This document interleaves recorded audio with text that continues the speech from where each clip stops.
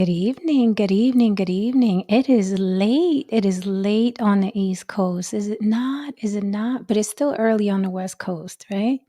But it's Saturday night, so it's whatever you want it to be. Okay. Um, you know, Fridays and Saturdays, we kind of freestyle. We talk about sex, love, marriage, relationships, right? We talk about a lot. We talk about body parts, things like that. We keep it sexy Friday and Saturday, right? All right, guys. So, welcome to a late night impromptu episode of On the Block with Jen. I didn't give you guys a lot of warning, so I'm glad you're here. Okay. Hola, hola, hola. I have a couple topics that I want to talk about. We're going to wing it. Okay. We're going to talk about this new show on Netflix called Sex Life. Well, it's not new. Okay. But the second season is new. Sex Life on Netflix. There's 2 seasons. It is amazing. It is all the buzz, and it's literally about sex and lives. Okay. Very, very exciting show. Very steamy. Lots and lots of sex scenes. So prepare for that. And a lot of different topics on how we view sex and relationships. It is amazing. The writing is amazing. The acting is really good.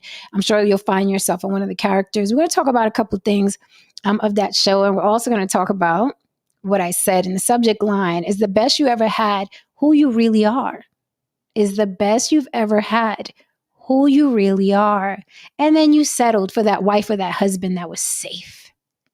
Okay, so we're going to talk about the best we've ever had. And if we settle, how often do you marry the best you've ever had? Hmm. Hmm. So, guys, if you want to support the show, it doesn't change on Saturday, darling. You can cash at me at On the Block with Jen or super chat me. Either way, Cash App, of course, is more discreet. Why? Because a lot of people don't like other people seeing where their money goes. So if you do the Cash App, it'd be between you and me. And that heart I send you back to acknowledge that I got it. Hello, Brienne LeFay. What's up, Mr. Reckless? All right, so let me bring up Haranza Marco because he has just started after I twisted his arm and after I twisted Lily's arm to watch this show, Sex Life, and now they're enjoying it. Okay, I don't recommend things loosely. There's a lot of exciting little nuggets that go on this show on Netflix, Sex Life. It's really, really, really good. Okay. Lots of different angles. All right, guys. So let's get this party started. Okay. As you can see, the lights are out over here on the block because it's late. I don't have to be all bright in your face tonight. Okay. But it's still Sexy Saturday. Hello, Ron DeMarco. You over there snitching on me? I am though, because you and Lily were the worst. I was telling y'all for weeks and weeks and weeks, and y'all didn't listen to me. You ain't had to snitch on me though, hitter. You ain't have We gotta let the people in. We gotta let the people in a little bit. Yes, it took me forever to watch the show. But wait a minute. How many episodes are you in thus far? A couple of things will happen today, but I'm like 2 episodes in for the first season. Okay. Really knocking it down. At least the first season tomorrow. But Okay. it was it was very interesting. There was certain things that I can say, okay, I understand why this caught on, and I can relate to certain things. Very much so. Like I see myself in different situations that happen, right? And it's like it just confirms this is how people feel about sex. This is how people feel about relationships. They're just showing you. They're putting it all out there on the show. If anybody doesn't want to watch the first season, you can. Second season is just as good. It's like a recap of season 1. So you don't really have to start at season 1. You can start at season 2. They explain who everybody is. But if you want the full meal, then start at season 1. So at least you know who everybody is. But it's so good. You just binge, even if you don't want to, because you're like, I got to see what happens next. It's really, really, really, really good. So what's your first impression of it though? The first impression, like I was telling you, was that first of all, me jumping into it, I was like, oh man, please don't let this be some just chick shit rom com, Right. whatever. Right. You know what I mean? So I'm in it, and immediately while I'm in it, I'm noticing the metaphor while she was trying to get a butterfly out of a canister, you know, Hmm. with her daughter. I'm like, okay, so I understand where this is supposed to go. And Hmm. then as the show went on and they're showing the dynamic between her husband and her Hmm. and the guy that she meets, that's when I started realizing, like, okay, yeah, I see where this is going. And in many ways I understand who I am in that situation and I can relate to who I am. Like I was the guy who I was the industry guy, Hmm. you know what I mean? And he's supposed to be the fun guy and so on and Hmm. so forth. But he's not necessarily the stable guy, Right, right. and again, I could relate to that, and I understand that when women reach a certain age in their life, Hmm. or they experience a particular milestone in their life, Hmm. the fun guy becomes more attractive. But if they haven't experienced certain things that pertain to maternity, or Hmm. or even how you say repetition and so on, then they lean towards the stable guy. Right. But Hmm. neither guy is really sustainable. Right. Neither guy is really sustainable if you really think about it and think of the bigger picture. So you're They, saying the wild guys obviously not sustainable, but you're saying also the quote unquote good guy who's the good dad and the good husband. that's not sustainable. Oh my. It's not sustainable. It's not Oh sustainable. my. Why is that not Well, it's sustain- sustainable though it's often done when women and men do it too. They pick the safe person. Why is that also not sustainable? Safety isn't sustainable because human beings, we're not here because our ancestors chose safety. Oh, We're here because there were moments when they did choose risk taking. Now okay. there has to be a balance. There has to be a balance of, sustainability. Excuse me. There has to be a balance of predictability mixed with unpredictability. That's life. Right. I mean, when you marry yourself to only one source of thinking, Hmm. you become, in some context, I guess, rigid, or you're not practical. You're not useful. Hmm. You have to know when to be a particular person. You have to know when to be fluid. It's like Bruce Lee. Hmm. Bruce Lee Be saw water. exactly. Bruce Lee understood the limitations in every single fighting style, and Hmm. he understood that life isn't a fighting style. Hmm.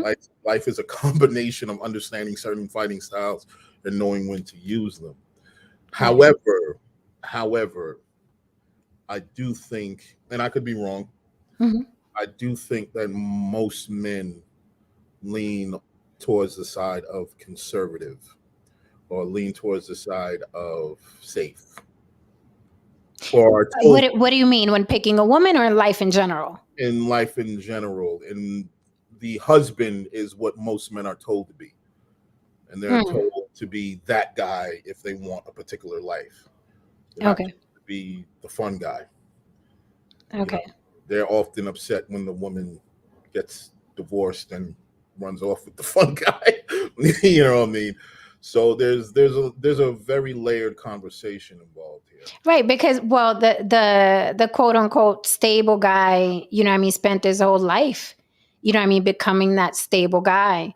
And it's like you said, though, he becomes one track mind, right? So he doesn't tap into what some women may want, which is sensitivities, freaky spontaneity, right? Women need those characteristics too.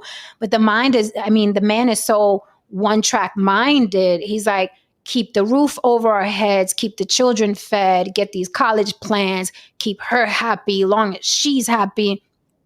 And they forget, or not even forget, but they're not even in tune or interested in being the quote unquote fun guy. But I like how you said how it's not sustainable because everyone thinks that the safe man or the safe woman is what's sustainable. And it presents that way in the beginning, but we've all seen the 7 year itch or the divorce rate, right? Or the mistresses or the side dudes, because that stable life wasn't sustainable. After a while, it wears on you. And we are dynamic people. We're constantly changing now. If humans never changed, then you're safe, right? In your marriage or in your long-term relationship. Unfortunately, for you and your partner, we're constantly changing. It could take, I said it here before, it could take one conversation that your spouse may have with someone or the opposite sex, or it could take one movie they watch or one book they read. That's how our brains work that fast. And then you want that experience because what you saw in a movie, what you read in a book, or what your crazy girlfriends told you, you know what I mean, at brunch, or what your homeboy did with that hooker last week, and he's bragging to you about it. Now that chip is in your brain, and that's how we are. We're looking for that, you know what I mean, that excitement, and that happens the majority of the time. So we're not just blowing smoke here. It happens the majority of the time. That's why the divorce rate is what it is. Look at Andrew Tate. We'll use him as an example. Mm-hmm, mm-hmm, Consciously, a lot of these guys are attracted to what he's saying and so on and so forth mm-hmm, because he represents the fun guy. mm-hmm, He gets all of these women and mm-hmm. so on. He's got the Bugatti and The Bugatti. the chicks everywhere. You know what I mean? He dresses like a drug dealer. You know what I Yeah, he mean? looks exciting. He looks Right, exciting. Mm-hmm, exactly. mm-hmm, And these guys are told that they have to be this guy, or else your wife is going to divorce you. And nine mm-hmm. times out of ten, that is true. Now, look, listen. Right. You. I think for a lot of guys, I think they the problem that they have is that they follow a set of rules, Mm-hmm, or they follow this template that they feel they're supposed to follow in order to get a wife. mm-hmm, I don't think anyone really sits them down and talks to them about this is how you keep a wife. This is how you maintain a marriage. mm-hmm. Or they usually say, well, as long as you keep the bills paid and as long as there's a roof over everyone's head, if she's acting up and she's selfish, she's a piece of shit and blah blah Right. blah. That's all you need to do. And Right. no, that's not all you need to do, man. Right. And That's not and all you and need. it- and that's illustrated very well in the show Sex Life. It's illustrated very well. The guy keeps his body right, you know what I mean? Mm-hmm. He has a good job, he's a great dad, great home, beautiful home. And so it can be confusing to someone. They can be like, "Wait a minute, I was doing everything quote unquote Mm-hmm. right. Why isn't she happy with me?" And it's because it's deeper than that. But I think both genders have been lied to. They are lied to, okay, from when they're very little because of tradition and religion, right? Without getting into that crap. But we're just reared differently. Women, little girls hear things their whole life that doesn't match the things that boys hear their whole life into manhood. They just do not match. The way women are raised in comparison to how men are raised, it's literally like you are setting them up for disaster when they come together. You are setting them up for disaster. The whore Madonna complex, right? Why does that exist, right? Because girls are raised to close your legs, be innocent. You shouldn't even like sex. It's for procreation, right? You shouldn't even like it. Now, this guy comes in thinking, hey, you got to get a good woman to be a good mother and a good wife. That other girl that's exciting for you, she's horrible. That's a whore. Okay. So but that is what he likes. Right. So then he comes into, meets the woman who was raised to be a good girl. And now he's fucking bored. But that's how she was raised. That's how she has to be. That is how she has to be. But then he's watching porn or looking at the secretary who's dressed like me at the front desk. You know what I mean? So I think they just raise the genders. It's a recipe for disaster. That's what I think. My mother, one of the I'll talk about the issues that me and my mom had from Mm-hmm, like damn near from day one. mm-hmm, Like my mom wanted me to be that safe guy. Okay. She wanted me to, get good grades and, be straight laced and, and so on. It was very conservative and strict Mm-hmm. West Mm-hmm. Indian woman. Mm-hmm. She and I bumped heads because I didn't want to do any of that. Mm-hmm. I wanted to be loud. I wanted more. I was an intense kid. I listened to loud hip hop and rock music and she would always be like, "You always running around with those fast girls and shit like that. You need to Mm-hmm. settle down with a nice, church girl and yada yada and so on." And but I didn't gravitate to that. I didn't identify with that because, like, for instance, like that video that I showed you when he was like, "Life is this," Yeah. I like this, Yes. I and that's related to it right exactly away. me. Mm-hmm. Exactly, because it's just like, Mm-hmm. yeah, I like this shit. Mm-hmm. I'm the guy in the Ferrari pushing that shit to the floor. Mm-hmm. I've been near death a few times in Mm-hmm. my life because I was just being fucking reckless, but it was the adrenaline rush of it all. Mm-hmm. However, I had to understand that at some point in time, that in itself wasn't sustainable because I had to be somewhat normal and boring for the sake of practicality. Right. I had a kid coming on the way. I had to, think about certain things. I had to, I had to stop thinking like a hustler, Mm-hmm. like just hustling up some money, and just blow through like thousands of dollars in a week. Mm-hmm. Like fuck it, I'll just go get some more. Right. I had to think about Who needs a benefits plan? and right, I'm like, yeah, fuck it. How much we spent this week? 3,000. Fuck it, we'll go get four. You know what I Mm-hmm. mean? And I had to think like, oh man, I got a kid coming along the way. I got to be, stable. Like because of my kid, I stayed at a particular job for like 5 years. That was the longest I've ever stayed at any fucking Mm-hmm. job. Mm-hmm. You know what I mean? It's the longest I ever had a job. And I had to do this because, I had to do things like be a responsible person, responsible dad, Mm-hmm. and Mm-hmm. shit like that. And I will be frank with you, it was one of the most fucking boring moments in my life. Mm-hmm. You know what I mean? But, it was for the sake of my kid, but no, I wasn't entirely fucking happy. I wasn't. I think what's up, Trevor Jackson TV? I see you guys. Hold me down, chat. Hit that like. I know it's late, but take that little finger, okay, out your Jay, I'm from booty New and hit the York, like. man. And hit the like. And don't forget, guys, you can cam up with us tonight. It's not a closed panel, but we do need your face. Okay. I dropped the link. You guys can come up. Yeah, so you know, the subject tonight, just a loose subject, because we're not gonna we can freestyle tonight. Um, is the best you ever had really who you are, right? In this series, Sex Life, that we're talking about, she is stuck on the best she ever had, right? The side dude is basically the best she ever had. She can't get over this dude, right? Although she has the wonderful life with the children and the husband and everything. So, we've all had the best we've ever had. Right now we're still young yet. We're young yet. We can meet another best we've ever had. We don't know, right? But the best we've ever had up to this point, we all got one of them, right? Somewhere in the memory bank. We all got a best we've ever had in the memory bank, whatever. Doesn't mean that that's going to be the best one for the rest of our lives. Who knows who we're going to meet, right? From here to till the clock stops ticking. But do we settle?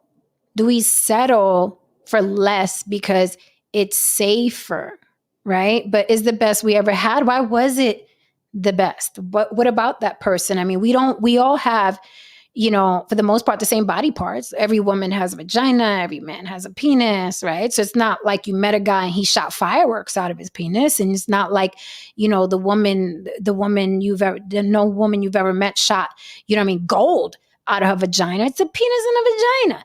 But something about that person stuck with you, something that they did. So is it that that person was able to tap into who you really are sexually.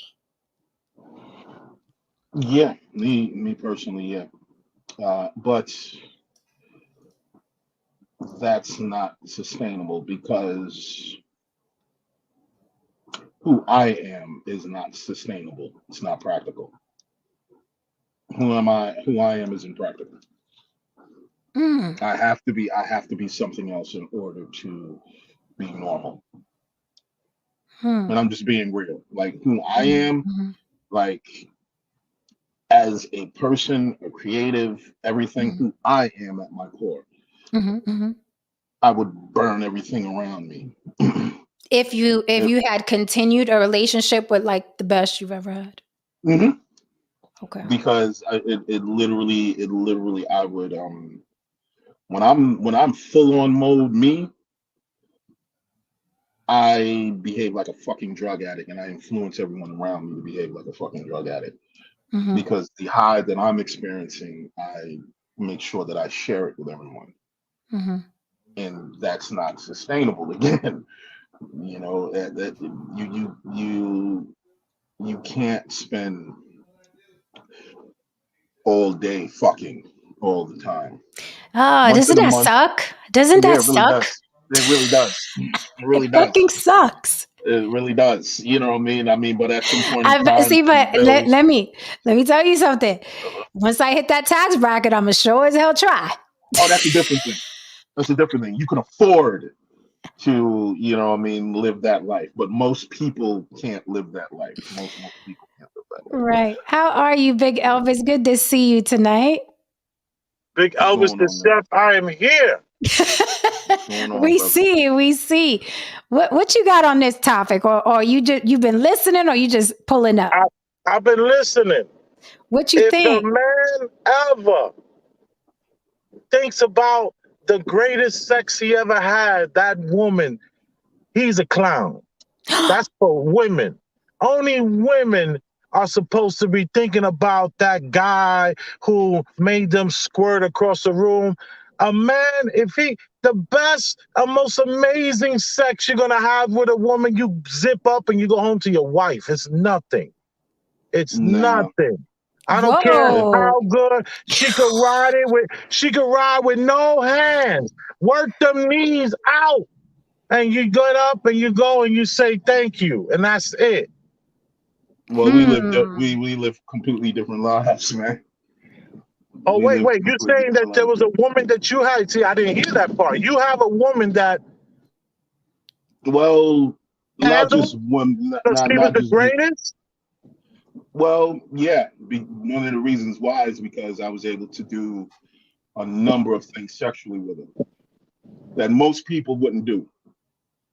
You want to think about her Hmm. on the jerk off. You ain't supposed to think about her while you in the. Well, here's the thing. You know what I mean? I lived a life of 10 years in the entertainment industry. So I was doing a lot of things that most guys don't do. I was experiencing a lot of things that, what I mean, most guys just don't do. So, and I'm not going to get too into it, but regular shit for me is like what most guys would we consider incredible shit. I was experiencing some things that were just like shit that you do experience in a movie. And yeah, there's times when I do think about it, but there's times when I do want to go back to that. However, again, it's not sustainable. It's not real life. So, Big It's Elvis, not real let life. me ask you, Big Elvis, let me ask you a question. So, why is it that you can't get the best sex you've ever had from your wife? Of course, I'm an advocate for having the best sex with your wife. Oh, absolutely. All I'm saying is that if there's a woman out there who I've had this great sex with, Mhm, amazing earthquake sex, it means mhm, nothing to me. It means nothing to me afterwards. I'm not thinking about this chick. I'm no. But hmm, I let me just tell you, you can have great, amazing sex with your spouse. mhm. Absolutely. I was just talking about like you was talking about some sort of like series or a movie or Yeah, sex some life. woman. Yeah, Sex she life came on to. Yeah, Netflix. I don't want to ever watch that show. I already hate that show. I don't care. That woman, she's supposed to. That's her. That she's supposed to think about that man that she could never have, who was the greatest, and take care of her kids and take care of her husband and be the greatest she can be. That's supposed to happen to her, but not for men. No way, in my mind. Oh. So you think it's a feminine trait? Feminine trait. I didn't look at it that way. When I say a woman versus the man, I'm not talking feminine. I'm talking. I don't know. That's a great question. I didn't look. You see, I never looked at it as feminine. I looked at it as woman. You know, I didn't Okay. look at it as, because I would argue that a feminine woman wouldn't be able to have that candle for the last guy that she can't get over. A feminine woman moves on and only dedicates herself to her husband or whoever she's with now. It's the it's the it's that masculine woman who knows how to come real good and from different angles through penetration, not just orally. That woman is the one I'm talking about, and she ain't feminine. and this is why women file for divorce 75% of the time, because men think that. This is why women leave. So you're saying this anecdotal experience I'm referring to has men think like this, and this was what gets them divorced? No. Women, right? You said a feminine woman, right? A feminine woman is gonna, even if she has the best she ever had, she's gonna cut that off and dedicate her whole life to this new husband and these children. And she's not gonna, that's how she's gonna move on. But the thing is that women will always want a certain type of experience with a man, whether it's her boyfriend, her husband, or whatever. And I think women, when they don't get that fulfilled, that is why they leave. Women are filing for divorce the majority of the time. So obviously something is missing.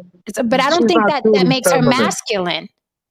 I don't think feminine women are filing for divorce. I would argue that this the non-feminine woman who's filing for divorce. A feminine woman takes it on the chin and she takes it to her grave. And all that oversexed woman who's leaving her husband is because she has some sort of device in her drawer that does 3 different things. And men don't do 3 different things at one time. Okay? So you're making, so it's interesting that you connect feminine to long suffering. Oh, yes. Like wow. Whoa. Oh, yeah. So a woman that's not willing to suffer and settle is masculine? It's not settling and suffering are not in the same sentence. We all have to suffer. Hey, I suffer for fashion. So suffering is, you got to do that. Suffering is suffering. I think being able to suffer shows the quality of the human being you're with. The person who's not willing to suffer is a selfish person that I want no part of. Oh. Respectfully. We should like in the Jewish culture. In the Jewish culture, they make poems and songs about the suffering, about the person who suffered for so many years. And but you know that's. But you. What is there's suffering? So much going on here. Wait, what is suffering? Can you define that? What is suffering in a relationship? Sacrifice, true sacrifice. What is that? Can you give an example? Like, I would like to run around and sleep with a bunch of women, and I don't because I'm a married man. I would love to be able to pick up the phone call and get tightened up real quick, but because I'm a married man, I suffer from not doing that, and that makes me better. That makes me better as a husband. Hold on, wait 1 second. Wait 1 second. If you were really truly on board with being a husband, you wouldn't feel as if you were suffering. Now, if you say to yourself, hey, I'm not going to suffer in life, therefore I'm not going to go get married and put anybody on board with this because I'm not going to suffer. You know what I mean? I don't understand how marrying someone is suffering. Like, now you can say not marrying someone is suffering. Monogamy is the suffering. So monogamy but is it's suffering? not yet. It is though, Haran. Monogamy is suffering because it's not normal. It's not. You have to fight. You have to fight to be monogamous. Well, here's my thing, though. Then don't be monogamous. Why are you creating stress for your fucking self in life? Why Humans are you No, creating complicate that their own lives. suffering? that You know, stress is why do the you pain I give back in my suffering. I give suffer for back my in your love. For the suffering? love, for my love that I have, I am willing to Okay, suffer but and so not many of just you don't sound throw like you're caution to the happy. wind. But so many Huh? of you die unhappy though, and you find meaning in dying unhappy. No, You I don't. find I don't meaning in feel like that. finding I don't That's feel you like funny. that. find, but you're saying you're suffering, and you That's find funny. meaning in this suffering. So my thing is like, hey, look, listen, if that's your thing, if you want to die unhappy, great, awesome, wonderful. Not me though. Not me though. Why? No, Because I I'm don't choose happy, to do but that. I'm Okay. happy though. I have a Are you great life, sure? and But you're I'm in a great suffering. place. I Huh? think I think it's settling though. I think you settled. No, no, no. I'm suffering, Yeah. and I'm still happy. You're Come on, suffering Jen. and you're Don't make still me. No, happy. I don't want your show to go viral. I don't know if you deserve it. Let me stop. What? Go ahead. Go What ahead. is he? What is Oh he my God, talking about? Elvis. I don't know who you're talking about. Listen, what I Elaborate. don't understand is, but you know what he's saying, he's describing, I'm not mad at it because he's describing marriage in a nutshell. However, I don't like the idea that a good life is synonymous with suffering. It's insane to me that Exactly. humans think Exactly. that they have to suffer. I mean, And this is why a it lot of rolled y'all off your feel lips No, so that. easily. Humans do yes. not have to suffer. We always suffered. All humans, we used to be hungry and looking for food. We were like out there. Yo, we've never had it so easy. Yeah, Our and feet were wider and yeah, stronger. Our hands were stronger. Oh, one at but a but time. but the point here is that you're kind of contradicting what you're saying because those people suffered so you don't have to. You got things like a car now. You got things like Right. options. You have things like you can go to a market and buy meat. You don't have to like kill a bison in the wilderness. They suffered so you can have a life where you have a particular set of options. You can not suffer. Now, are you saying that you're willing to suffer so your children don't suffer, or you just feel like everyone should be suffering for the sake of just suffering? We Because that should is all, yes, we should all have some sort of suffering. It gives us strength. Oh no. The No, no. well, suffering gives us strength. We should suffer well, for the people we love. Oh no. Oh yeah. No. no. To some degree, what he's And let saying, me I say this. understand. I'm the guy married for 18 years, two Awesome, kids, and I'm a awesome. high value man. I'm in the 1 percentile. So Okay, that's well, awesome, maybe 2 percentile. So let me just say awesome. this. I understand the woman. I understand the relationships and the dynamics and all these different little intricacies. And chasing happiness is the last thing you're gonna do for a successful relationship. You need to be chasing duty, honor, respect, love, and all that other stuff will come. The great sex will come. Maybe not as often as I would like. I didn't wake up to nothing great this week, but there's next week. There's next week. This week is over. This Wow, week is almost over. Wifey knows wow, how I like to be woken up to. It didn't happen last 7 days, maybe the wow. last 10 days, but it's gonna happen. Well, here's Life the looks thing. me. Here's the thing. Here's the thing. That's wonderful that you're that particular kind of guy. Me, if I want something, I go get it unapologetically. And if I don't want something, I throw it away because that's who I am. I don't agree to anything just for the sake of agreeing to it and just to make anyone happy or just to make anyone feel great or so on. I will sit here and say that yes, I choose myself, and I'll say it unapologetically. Now, here's the thing. I understand where you're coming from, and you know what? You should say all these wonderful, great things to the tons of married women who jump in my DMs on a daily basis. Mm. You got any receipts? Oh, I got Jen receipts. knows. I got Jen receipts of knows the receipts. husbands. I got receipts of Oh, husbands. I I've know. showed Jen. I know, I've but showed Jen a number of the DMs. yeah, Now I need my email. I'm not gonna put those women on blast for you. But what You I'm could just saying is that black out their numbers, hit my email, nah, I'm not bigelvis.chef at doing that. I'm not gmail.com. doing that. Let's see I'm some leaving let's women see I to some just I just bring receipts. it think back to me. I don't need to show receipts, man. I don't. Okay, okay. I don't. Okay. See, here's the thing. I'm the kind of guy where I don't need to show or prove anything. I know what kind of life I've lived and the kind of life I do live.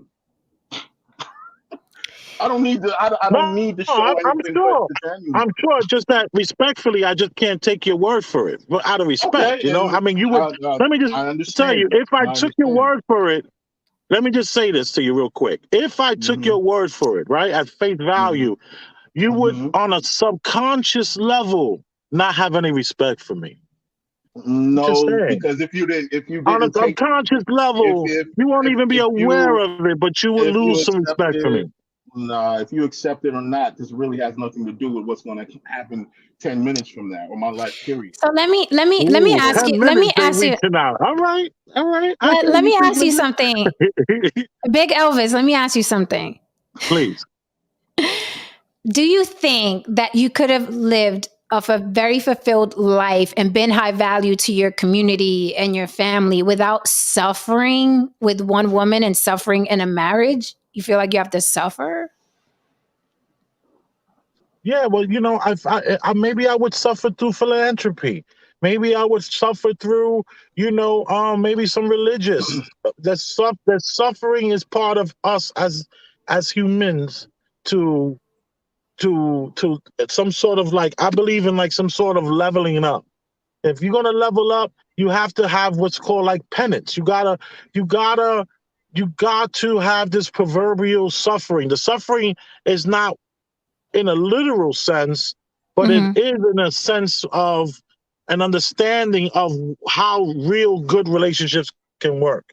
And you can also change the word suffering for compromise to some degree. I'm very compromisable. I will compromise with my woman so that we can have a better life and a Mm-hmm. more stress-free life. That's what I want. I don't want a lot of stress. I don't want a lot of drama. I'm not into it because I get up and walk away. I'm not going to be arguing and fighting in the restaurants and none of that stuff. I'm not playing that game. Okay, I mean it's an interesting outlook, but I think it's the majority of the outlook for a lot of people that are married, and they show it in this show, Sex Life, where it's like, yeah, they are suffering, but the woman is like, I'm not going to suffer anymore. I'm going to go out and get what I want. I Oh, I hope understand she get hit by a bus. she does not, but I I hope will she say does. I understand the you said the penance or the sacrificing so you can get what you want, but this long suffering, this lifelong suffering for love, to me is insanity. Right? We all have to pay our dues in this life to get to where we want. Absolutely. What's ridiculous to me is to lock in with someone and have your life be a long suffering thing. Like, you want to fuck 20, 30 women, but you're going to suffer or sacrifice to be with this one, is a horrible life to me. It's No, a horrible life to me. no, Yes, life is short. no. Yes. I had a glass 18 years of my life has been amazing. I've That's traveled the wonderful. United States of America. We have like an RV in the week on the summertime. We take the kids in the RV, That's and Okay. amazing. That's Okay. amazing. and then it's hard when you're with children. We got these kids, and it's like they're haters. My kids are haters. I gotta kick my I gotta kick my kids out the house and be like, can I get some, please? Can I get some? Can I get some? Get out my house. Go to the library. Go to the park. Get out of here. I have to kick them out literally because they're haters. They've been hating for years. Won't let me. They're haters. Ay, Dios mío. Yo, kids don't want mommy and daddy to have no alone time. It's crazy. Okay, so Bobby in the chat says nobody is happily married. What do you say about that? Oh, I'm happy. I already said that. You're I mean, happy that and man. suffering. Happy and suffering. That is They an both can be. oxymoron if I They ever both can be heard of one. together. But But Jen, you've been a gem. I gotta go. I gotta All go. right. all right. Thank Well, you, Big Elvis, Elvis. man, Can't be the it's great. 2%er and not be working, No, can you I? can't. No, you can't, Elvis. No, you All can't, man. right, You bless, take care, man. bless, All right, bless, thank you, bless. Big Elvis, for pulling up. Oh my God, he's a Amazing, man. trip. Absolute trip. Absolute trip. We love when he comes by. Absolute trip. Whoa. All right. George Mason, I don't know why you're interpreting what I'm saying with sex is everything. I never said that. Nothing is No, I said everything. that. Marriage No, is not everything. nothing. Being with one person is not everything, right? Cookies aren't everything. Avocado is not everything. Like no one thing is everything. That's the point. If you're living your life just for sex, then no, you're an idiot. That's the point that I was making. Like how I was living my life wasn't everything. Right. You know what I mean? I needed to balance myself out and try certain things, and so Right. on. But, I also am very real with who I am. Mm-hmm. You know what I mean? I'm real with who I am and I understand who I am. Now, have I had to make certain sacrifices going down that road of, being more practical and being more disciplined and so on? Absolutely. Mm-hmm. You know what I mean? Was I suffering? Mm-hmm. No, I was more so making, decisions and compromises that I knew I had to make. Mm-hmm. You know what I mean? But overall, I knew that life of extreme practicality, it wasn't really for me. But I still gained a number of skills and so on Mm-hmm. that I still carry with me that makes me a more productive and rounded human being. But you notice, thank you so much for the super chat, Don Levon. Don Levon says, wow, just wow, amazing. That's some great art, by the way, Don. That's some great artwork that you got there, man. Oh yeah, Don, I showed Haran your Instagram page, so he saw your drawings and your sketches and stuff. What was interesting, very, very interesting about what Big Elvis said was that I think that's the norm for humans, right? We get the story of Job shoved down our throats constantly. Look what he put up with for his and look what he put up with. And when they took this from him, he stayed 10 toes down. And when this happened to him, he stayed 10 toes down. And me as a child, I'm reading this and I'm like, damn, Job is a stupid motherfucker. Yeah, like he's just getting smacked around. God was just smacking this dude around. Like, right. You getting your ass beaten, you're long suffering, and that makes you noble, right? So via religion and via suffering, human beings literally, right, think traditionally, oh, I'm supposed to suffer. That is why they don't leave jobs that make them miserable. They work their fingers to the bone. They work for someone else till death, till they retire. That tell you the irony, life makes me that life makes me cringe that you took a job and you spent your whole life working that job. And then at the end you retire and they give you a t-shirt and some trophy and something you could put on the mantle, right? We do this in relationships as well. Like Big Elvis said, no, we're supposed to suffer. Look at Job. So if I want to fuck 20 chicks, I can't because I'm married and I gotta suffer in that. We do that all the time. We do that all the time. It's fucking weird. Here's the irony of that. Mm-hmm. When we reach a certain age, what happens? Then we start admiring the people who didn't go through the quote unquote suffering. We start admiring the guy who's fucking 20 chicks, who's got the Bugatti in the fucking, right. You know what I mean, in the garage. Right. You know what I mean? He's dressing like a drug dealer. He's everything that you said that someone told you that you should not be. And if you do become that person, you'll never get the life that you want. But you went out there and you got that life that they told you were supposed to have. You're not happy. And now that other guy who went out there and got the life that he wanted to have. Right. You start envying that guy because it's like, wow, he did what the fuck he wanted to do. And I think that's the allure of, it doesn't even matter what they're saying half the time, right? Like, the Andrew Tates and the Kevin Samuels, like, it doesn't matter what they're saying half the time. It's just the allure of being a human being that's doing what the fuck they want to do and saying what the fuck they want to say, right? Without any boundaries. It's really the allure of that, right? Like Andrew Tate represents, holy shit, here you are at your fucking monotonous, job, 9 9 to 5, checking in, hate your life. And here's Andrew Tate, larger than life, doing what he wants, fucking who he wants, driving what he wants. And there's an allure to that. People live vicariously through these men, through the Kevin Samuels, through the Andrew Tates. Doesn't really matter what the fuck they're saying or if it makes sense or if they have criminal past. Nobody cares. They just represent these men that are doing what the fuck they want. And it's crazy how so many humans don't feel like they can live that way. They have voices in the back of their head. They have, worries and reservations. And it's like, no, I gotta stay this way and be this way and marry this way. And like you said, then they admire. Then Andrew Tate comes out and becomes a god, becomes top G, becomes a messiah, because he's just showing you, I do what the fuck I want to do. I wanted to go fight. I learned that shit. I want to fuck these bitches. I got, I'm physically fit so I can fuck these bitches. I got a tattoo. I want to fuck them bitches. So I got this car. So I want to fuck these bitches. And men live vicariously through these guys. Kevin Samuels did the same thing. Kevin Samuels was horrible looking. The nose was gross. The hairline was gross. His body was fucking gross. He went, got the nose job, slimmed down, got the wardrobe, sprayed in that hairline. He looked like something. Let's keep it 100. He came out looking like something. Then all of a sudden, men paid attention. And when he started talking about women, like, this is what I think about women, then men were living vicariously through him. But at the end of the day, it's just watching someone who's doing very simply what the fuck you want to do. I'll say it again. I was, a record executive told me, flat out. He said, I only sign guys who women want to fuck and men want to be like. Mm-hmm.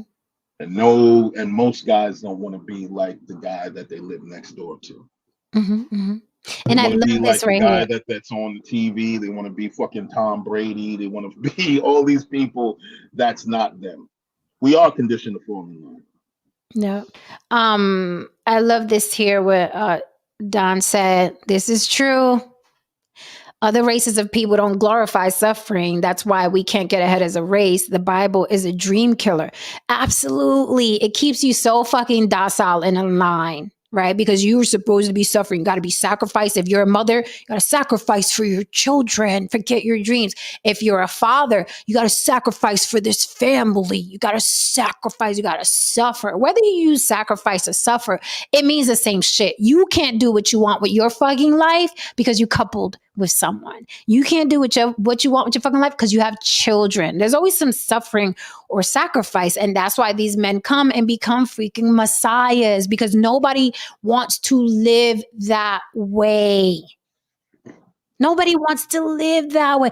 Think of a life where you are born free. Then people put shit in your mind about religion and suffering. Then you go through school. That's a pipeline. And the ones that don't get caught up in the pipeline, now you're conditioned in school to work for someone 9 to 5, just like school. Then you get that job. Then you get that wife, right? And then you spend your whole life working for some motherfucker. And then you retire and die. The idea makes me cringe. You work your whole life. You have that retirement party. I know about those retirement parties. I had a friend who asked me to write his speech he was going to tell his mom after she retired. And as I'm writing the speech, I'm like, I'm cringing because I'm like, hold up. Your mom worked for this company how many decades? And the party is no. I was like, I'll write it for you. But no, this life is insane. And people convince themselves that that's what life is supposed to be. You work 20, 30, 40, 50 some odd years. Then you retire and you have this party and they send you home with a bouquet. Why are people living like this? And that's why I love what happened via the pandemic, where people realize, hold up, I don't need to work a 9 to 5 to make some money. People are noticing that they don't have to live a certain way. And I think that what's happening is that's happening, but I think that people are so conditioned to living a certain way, they don't even know how to break free of it. There's this idea about, living in the matrix and all this other shit or whatever. And it's just like, people understand these things when you get older. And, you come around and really look at these things when you get older. All this matrix shit really is It's you believing and buying into what someone told you to be. So a lot of these men who tell you to be a certain way, don't listen to these people, man. What do you want to be? Right. What do you want Right. to become? Because those guys, they are a part of their, you know what I mean? Those guys in a group that are telling you to be this templated person and so on. And within itself, that is a microcosmic matrix. They're telling you to adhere to a set of principles based on a number of ideals that are borderline dogmatic. And dogma is the enemy of critical thinking. A lot of this shit that you're hearing right now, a lot of this shit is dogma. A lot of people need to really sit down and ask themselves, well, who the fuck are they? Who the fuck am I, rather? And where do I want to go? And then have the fucking balls to go down that road. See, but that's hard. It's much easier to succumb to your conditioning, because asking yourself, who am I and what do I want, right? I said that yesterday. Like, who are you when you remove religion and when you remove what your parents ingrained in your head? Like, who are you then? See, truth, what you should be worried about is that I look better than you right now, and I'm definitely going to look better than you in 30 years, and I'm going to look better than you in fucking 60 years. And in the next life, when I come back, I'm still going to look better than you. So don't worry about my looks. Worry about why you look the way you look presently right now at 8:46 p.m. on the fucking West Coast. Okay, don't worry about my looks. Worry about why you look like that. Okay, don't worry about me. Jen is good. Jen is gonna be okay. Okay, Jen is gonna be fine. These people are weirdos. Again, worrying about shit that really don't matter. All the time. Like, this man should be like, he should be looking in the mirror. He should be looking in the mirror like, why do I look like this at this age? That is what you should be telling yourself. Jen is good. Jen is good. Okay, I dropped the link. Anyway. Okay,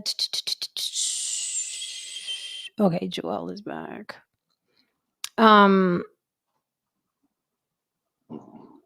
Oh, Bobby, facts, no printer. He said that's why we all walk around depressed right now. That is such a great point, because you are not fulfilled. You're not fulfilling your life. You're just doing what other people have told you to do, and you're doing it your entire life. And that's why I'm saying that this new generation that's coming up, these kids that are like, I ain't going to school, I'm making 50 grand, you know what I mean, posting TikTok videos. Now, people say, well, you know, it's not a lot of money and it's not sustainable. But here's the thing. They're happier than you waiting on that 401k, or they're happier than you waiting to retire. And what's the point of life? I want to ask a question. Throw a one up if you honestly feel that you are operating at your full potential. Like, this is it for you. This is it for you. You are peak you. You are operating at your full potential. This is it. Don't get no better than this. Throw a one up in the chat. So if I don't see any ones, that means a number of you are dealing with the fact that there's a space that says you should be better than what you are right now. Do you address it enough? Do you address that enough? How often do you address it? Do you just bury it? Do you just ignore that voice that tells you, hey, you should be better than what you are right now? And ask, if you are ignoring that, ask yourself, why are you ignoring it? Do you want to die a sub version of yourself? Is that some sort of noble cause? Just a thought. Okay, I see some 0, 1. Bobby says 0. Oh my God. Well, Marcos Orlando TV says, if you feel like you're at your peak, then you lost. Kevin said, I mean, hey, man. I mean, I do enough not to eat cat food. You know, I love what Big Elvis said, because that is the majority of humanity. We tell ourselves to suck it up. We tell ourselves to suck it up. I mean, it's tradition, it's generational, it's religion. I mean, look at the story of Job. I mean, think about it. Think about your child in church and they're telling you the story of Job as a child, as an impressionable child. Then you grow up thinking, oh, I'm supposed to be suffering. It's horrible. It's like freaking child abuse. Religion is child abuse. It's It freaking is. child abuse. It You know what I retards the mean? brain. It retards the brain. However, it is a necessary evil because I don't trust people. You know what I mean? If there wasn't religion, I wouldn't trust people. I don't trust people now. If there wasn't the threat of burning in hell, oh my God, this whole place would have just imploded a long time ago. We need the threat of burning in hell to keep people behaving, man. To keep people married, to keep people Yes, from to keep off it. drugs, Yes, to keep yes, people yes, from cheating and yes, lying and yes, stealing. yes. I don't need you to love God. I need you to be afraid of the devil. You know what I mean? Like I need human beings are best. Most human beings are best controlled through fear. The government knows that. You know what I Yeah. mean? If you're not fearful, most of you wouldn't be able to be controlled and behave yourselves. So it's a necessary evil in regards to that. But you know, I mean, yeah, Don Levon, that is true. Like most people believe that they're not supposed to be happy. That's one of the reasons why when people see like celebrities or whatever, or models or so on and so forth, and they appear happy, they say things like, "Oh, that person's a part of the Illuminati," or "That person got lucky," or you know, what I mean, God shined down on them, and blah blah blah. They make all kinds of excuses outside of saying that. Well, maybe one day that person woke up and made a decision and said that I choose happiness instead of whatever fucking life I'm living right now. And that's what I want to do. And we're also taught that by choosing happiness and choosing what we want to do, we're being selfish. And we're Hmm. told that that's evil and so on and so forth. But next time you're told that, always remember, you usually work for someone who is selfish. God, yes. Always remember that. You Yeah, work for someone who is selfish. and that's in every field. Every field. You I work don't care if you you're work in for someone who is selfish. entertainment.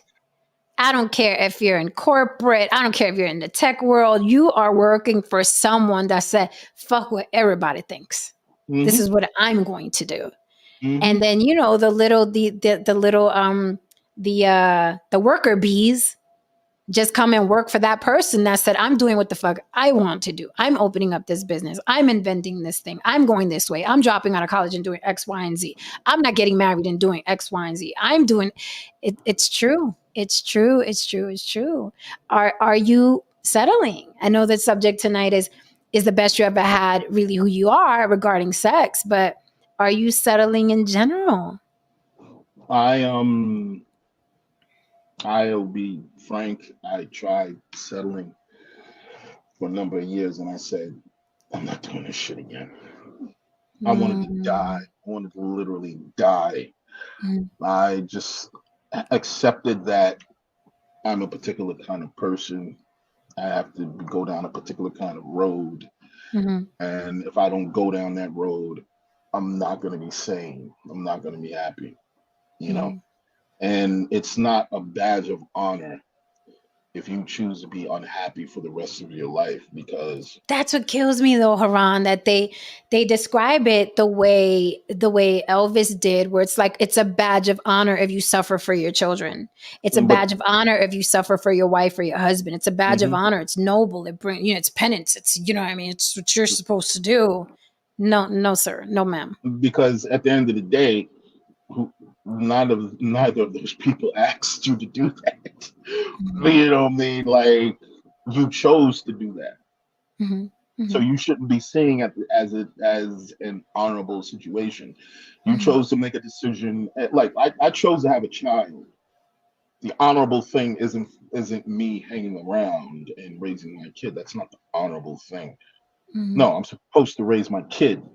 mhm, I chose to have a kid. mhm, You know what I mean? We need mhm, to stop attaching like, oh, it's honorable. Like, no, it's what the fuck you're supposed to do. mhm, When you go to mhm, a job and you're doing what you're hired to do, is that honorable?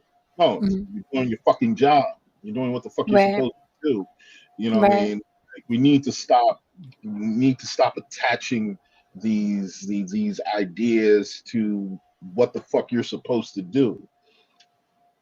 You know what I And mean? we're not. They don't get it twisted. We're not saying that you should go out in the world and be a complete recluse and fuck who No, you want to no, fuck and do what you want no, to do and no, sling rock on the corner. That's not no, what we're no, saying. What no, I'm no. specifically saying is think before you settle into that life that was cut out for you, because that life was cut out for you by someone who did it before you. And I think that's Mhm. why, I don't even think, I know that's why the divorce rate is so high, because think of how stupid it is to think that something that works for two people works for the masses of millions and millions of people that are on the planet. Think about how stupid that is. That's like taking two people, feeding them, I don't know, tomatoes and avocados, and it's great for them and it makes them feel good. So then you go out and you throw it to billions of people and think that they're going to have the same reaction. Marriage is the same thing. It works for certain people that are built a certain way, that want to do a certain thing.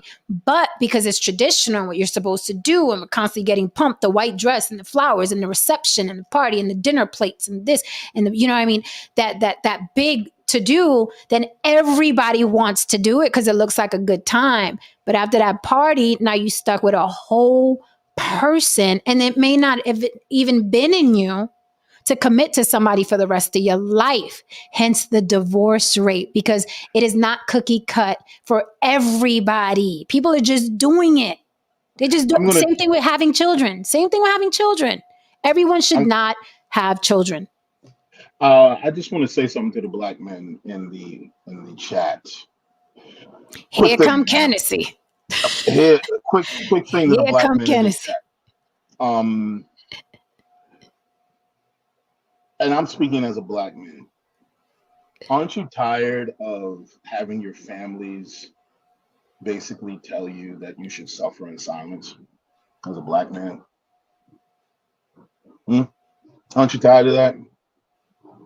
You get and because you're suffering in silence, you develop alcoholic habits, you get on drugs, you got temper issues, you got all kinds of shit because your mama and everybody else told you that you're supposed to suffer in silence. You even let your mama say shit to you, you know what I mean, and and you fucking brush the shit off because you're told that you shouldn't say anything, that you Ooh, shouldn't stand up for yourself, and then sheesh. you're told that Honor you thy shouldn't mother say. and father. You're told you shouldn't say nothing to white men. You're told you just shouldn't say anything to anyone because it's honorable to suffer, especially as a black man.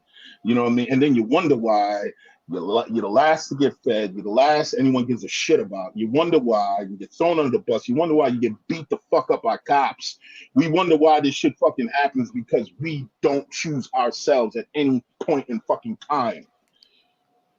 We go through our lives getting beat down, we suffer, and then guess what? We reach a certain age where our fucking legs don't even work anymore, our backs don't even fucking work anymore. We barely can get on disability, and guess what? Everyone throws us to the fucking wolves. You might end up in a fucking old folks home, and they forget about you. That Ouch. is the life of the fucking black man. And you don't want to say anything because someone told you that if you say something as a black man, you're not being a man. Aren't you Ouch. tired of that? Dang. Kennedy, you're on mute. I You're wonder if on it's mute, a man. divine intervention. You're on mute, Kennedy. Oh, okay. He's just saying he's just listening to me. Oh, okay. You can read lips good because I can't. I don't know what he's saying.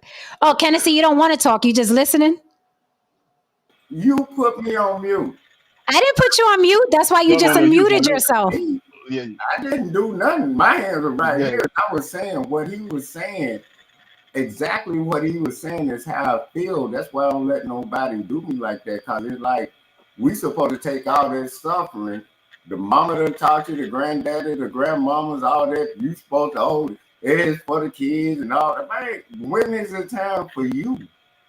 When everybody's shitting on you, the white man, your family, them, your kids looking at you like, damn, dad, you ain't gonna do nothing. What he was saying is a lot of generational hate towards the man trying to do what he's supposed to do. It's like Damn, we supposed to always take the high road and keep getting shitted on? You know what I'm talking about? Mhm. Like, damn, when do we get our get back? I always get my get back. I stopped saying like he said, oh, well, just let it happen and all. Like what he was saying, man, he said a whole lot. So what he just Mhm. Aaron just said a whole lot. And that's what fucked up the black community for generations. Like, if Mhm. y'all don't get it. They're telling us to sit up here and do this, but they're not holding themselves accountable for what they're telling us not to do. You didn't do that shit. Why the fuck are you wanting me to do it? It got nothing to do with me. I'm talking about my business. You know what I mean? If that See, a makes lot sense. of brothers just don't say anything. A lot of brothers just don't say anything through life. They don't say anything through their teenage life. They just don't fucking say anything. You know what I mean? And And they're that's taught because not of to what say you anything. just said. You supposed You to know, not say nothing, but the white man can shit all over you.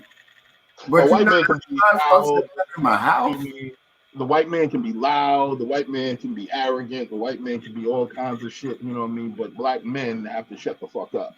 Yeah. You know what I mean? Dog, And I'm you trying to know, tell you and that I'm not trying to turn it into that kind of situation right now, that kind of Yeah. discussion. But the point of the matter is this, you know, I mean, don't go through life and think that you're supposed to define your life by suffering and shutting the fuck up.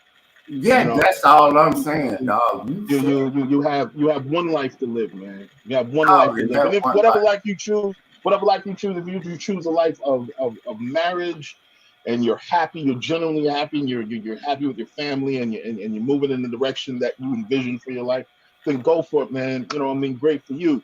But there's nothing wrong with saying this is not the life that I wanted for myself. Because Exactly. guess what? Because guess what? You didn't want to go to college, And and you oh, didn't, that and you dog, they didn't, didn't want to go. right? You didn't want to do a whole bunch of other things. You didn't want to do it, They didn't and you want to didn't go do be it. a carpenter. They didn't want to You be know a what I mean? Exactly. So my thing is like, look, listen. Now, yes, there are things in life where you do have to. Everybody has to do some shit that they don't want to do in life. That's just life. But it can't be the situation. Just like you can't live a life of just recklessness and doing whatever the fuck you want to do. You Mhm. can't live a life where you're just living for everyone else. You know what I mean? Where you And just that's the living point. for everyone else and how just as long as everyone else is fine, you know what I mean, I'm fine. Nah, man, that's gonna Dog, get to you eventually. and then you said something good, and then when y'all talking about the wedding ain't even for y'all. That's putting me in more debt. The wedding, I'm like, you could have a regular cookout and be like, okay, we married. Go to the Mhm. courthouse, get married, come back, have a regular cookout like regular. But no, Now, you I will get me? say this. I will say this. I would say this for all the men in, you know what I mean, in the chat and yourself. Is there a space where you feel that are you living the life that you want to live right now? Are you living that life right now? Yeah, and then like I think cause like when y'all were talking about the weddings, I was seeing people in my family do weddings, and I'm like, where y'all getting all this money from? Y'all doing wedding money, but y'all ain't living the wedding life that y'all putting in front of people. Like y'all got this wedding, everything mapped out, but then you ain't got nowhere to be. After that, you worried about bills. I'm like, that doesn't make sense. Well, that party is very, very important. That event is very, very important. But It's what it's about so it's so important traditionally that you're right. People don't think about the future past that party. They don't think about it because yeah? the goal was to get to that party. The goal was to get those rings. That's why the ring has to cost a certain amount. It has to be a diamond, right? And then Hey, again, then you're stuck with a whole spouse, and it's like we hey, got these bills. What are we gonna do? as far as me and my Wait spouse, 1 second. no, Wait 1 second. Joel, no. So basically, people die because they can't take it. No, basically, people die because their cells die, sir. Your yeah, heart gives out. That your heart yeah, gives out your eventually. soul That's dies. not. I've You know what I seen mean? No, men no. I'm just saying. soul. No. I'm not talking about. You know what I mean? Well, to some degree, the stress that you do take on can you know what I Mhm. mean attach itself to it. But eventually, you're going to die anyway. I'm not saying I'm not. Yeah, you're I'm not gonna die saying anyway. that. I'm not gonna Right, die right. stressed out. But don't be stressed out and fucked up. Yeah, You I'll know. be damned if I die. Don't die because you got stressed out. Exactly. Yeah, man. Exactly. Like, You know what I damn. mean? Die because your heart is beat up. You're old. You're old. I It's want time to I go. want to know what I wanted George Mason to elaborate on this. He said the image of the American black man needs a reboot. What should it be rebooted to? What should the image of the American black man be? Elaborate on that. Your boy. You see me, I'm stress free. I got rid of everything that stressed me out in 2013. The family that turned on me, telling me I couldn't see. I'm fighting a losing battle, fighting for my kids. Now look at them. They going through shit. And I'm like, see, I told y'all I wasn't tripping. And that's why I don't be around them. I don't hang around people that tell me I can't do something. But if they sitting in that situation, they wouldn't do it. Then all of a sudden, when they get in that situation, they want to call me. No, I was trying to tell you. That's why I don't pick up. I'm like, I knew what was going on when I was at my spot. When I was like, man, I had to own up to everything I did, not for everybody else, just for me. I'm like, I ain't talking about everybody else, just for me. It was people in the family, but my homeboys and them held me down as far as like helping me, like, man, keep pushing with it, and I that, understand. yeah, but the Uh, family be like, oh, well, you got to do this, and then they not gonna let you do this in court, and they not. I'm like, bullshit. Were all you right. Well, married? Were you married ever, Tennessee? Were you married? No, I wasn't never married. I was with a chick before the one I'm with now. The one I'm with now, I've been knowing her for over 20 years, but we've been married for over 10 years. But she was cool. We never did anything before that 10 years. You know what I'm talking Mm-hmm. about? Mm-hmm. I was going through so much, but I took my part on like going out here. I was goddamn in these streets doing music, doing everything that come with it. But then I owned up to it when them kids started coming in, and then one quick thing though. I think something is being misconstrued, and here it is. Here it is, man. The world is run by people who wanted things more than other people did. The people that don't run the world and the people that have less than what they have most of the time, they chose to get what they can get. yeah, But there's a sect of people who said that I'm going to get what I can get, but I'm going to also have what I want. And those are the people who own, particular businesses. Those are the people who get rich and wealthy. Those are the people who look a particular way. Those are the people who create the kind of life that they wanted. A lot of times that I'm hearing that the idea of manifesting the life that you want, and speaking to the universe and so on. Like, what do you think that means? It means having a clear, understanding of what you want, what your vision is, what your goal is, and going after it. Now, if we're going to sit here and live a life of getting whatever the elite throw down on the ground and you can pick up, then you're going to live that kind of life. And if that's cool with you, then fine. But there's a sect of people who are going to steal what's on the table. They have no problem stealing what's on the table. They're not going to settle for the crumbs that fall on the ground. and I'm one of that section of people. I ain't selling. I never settled, but I was doing like, thinking about it. Like I was reckless. I ain't gonna even lie, but I wasn't the only one reckless. It took two, right?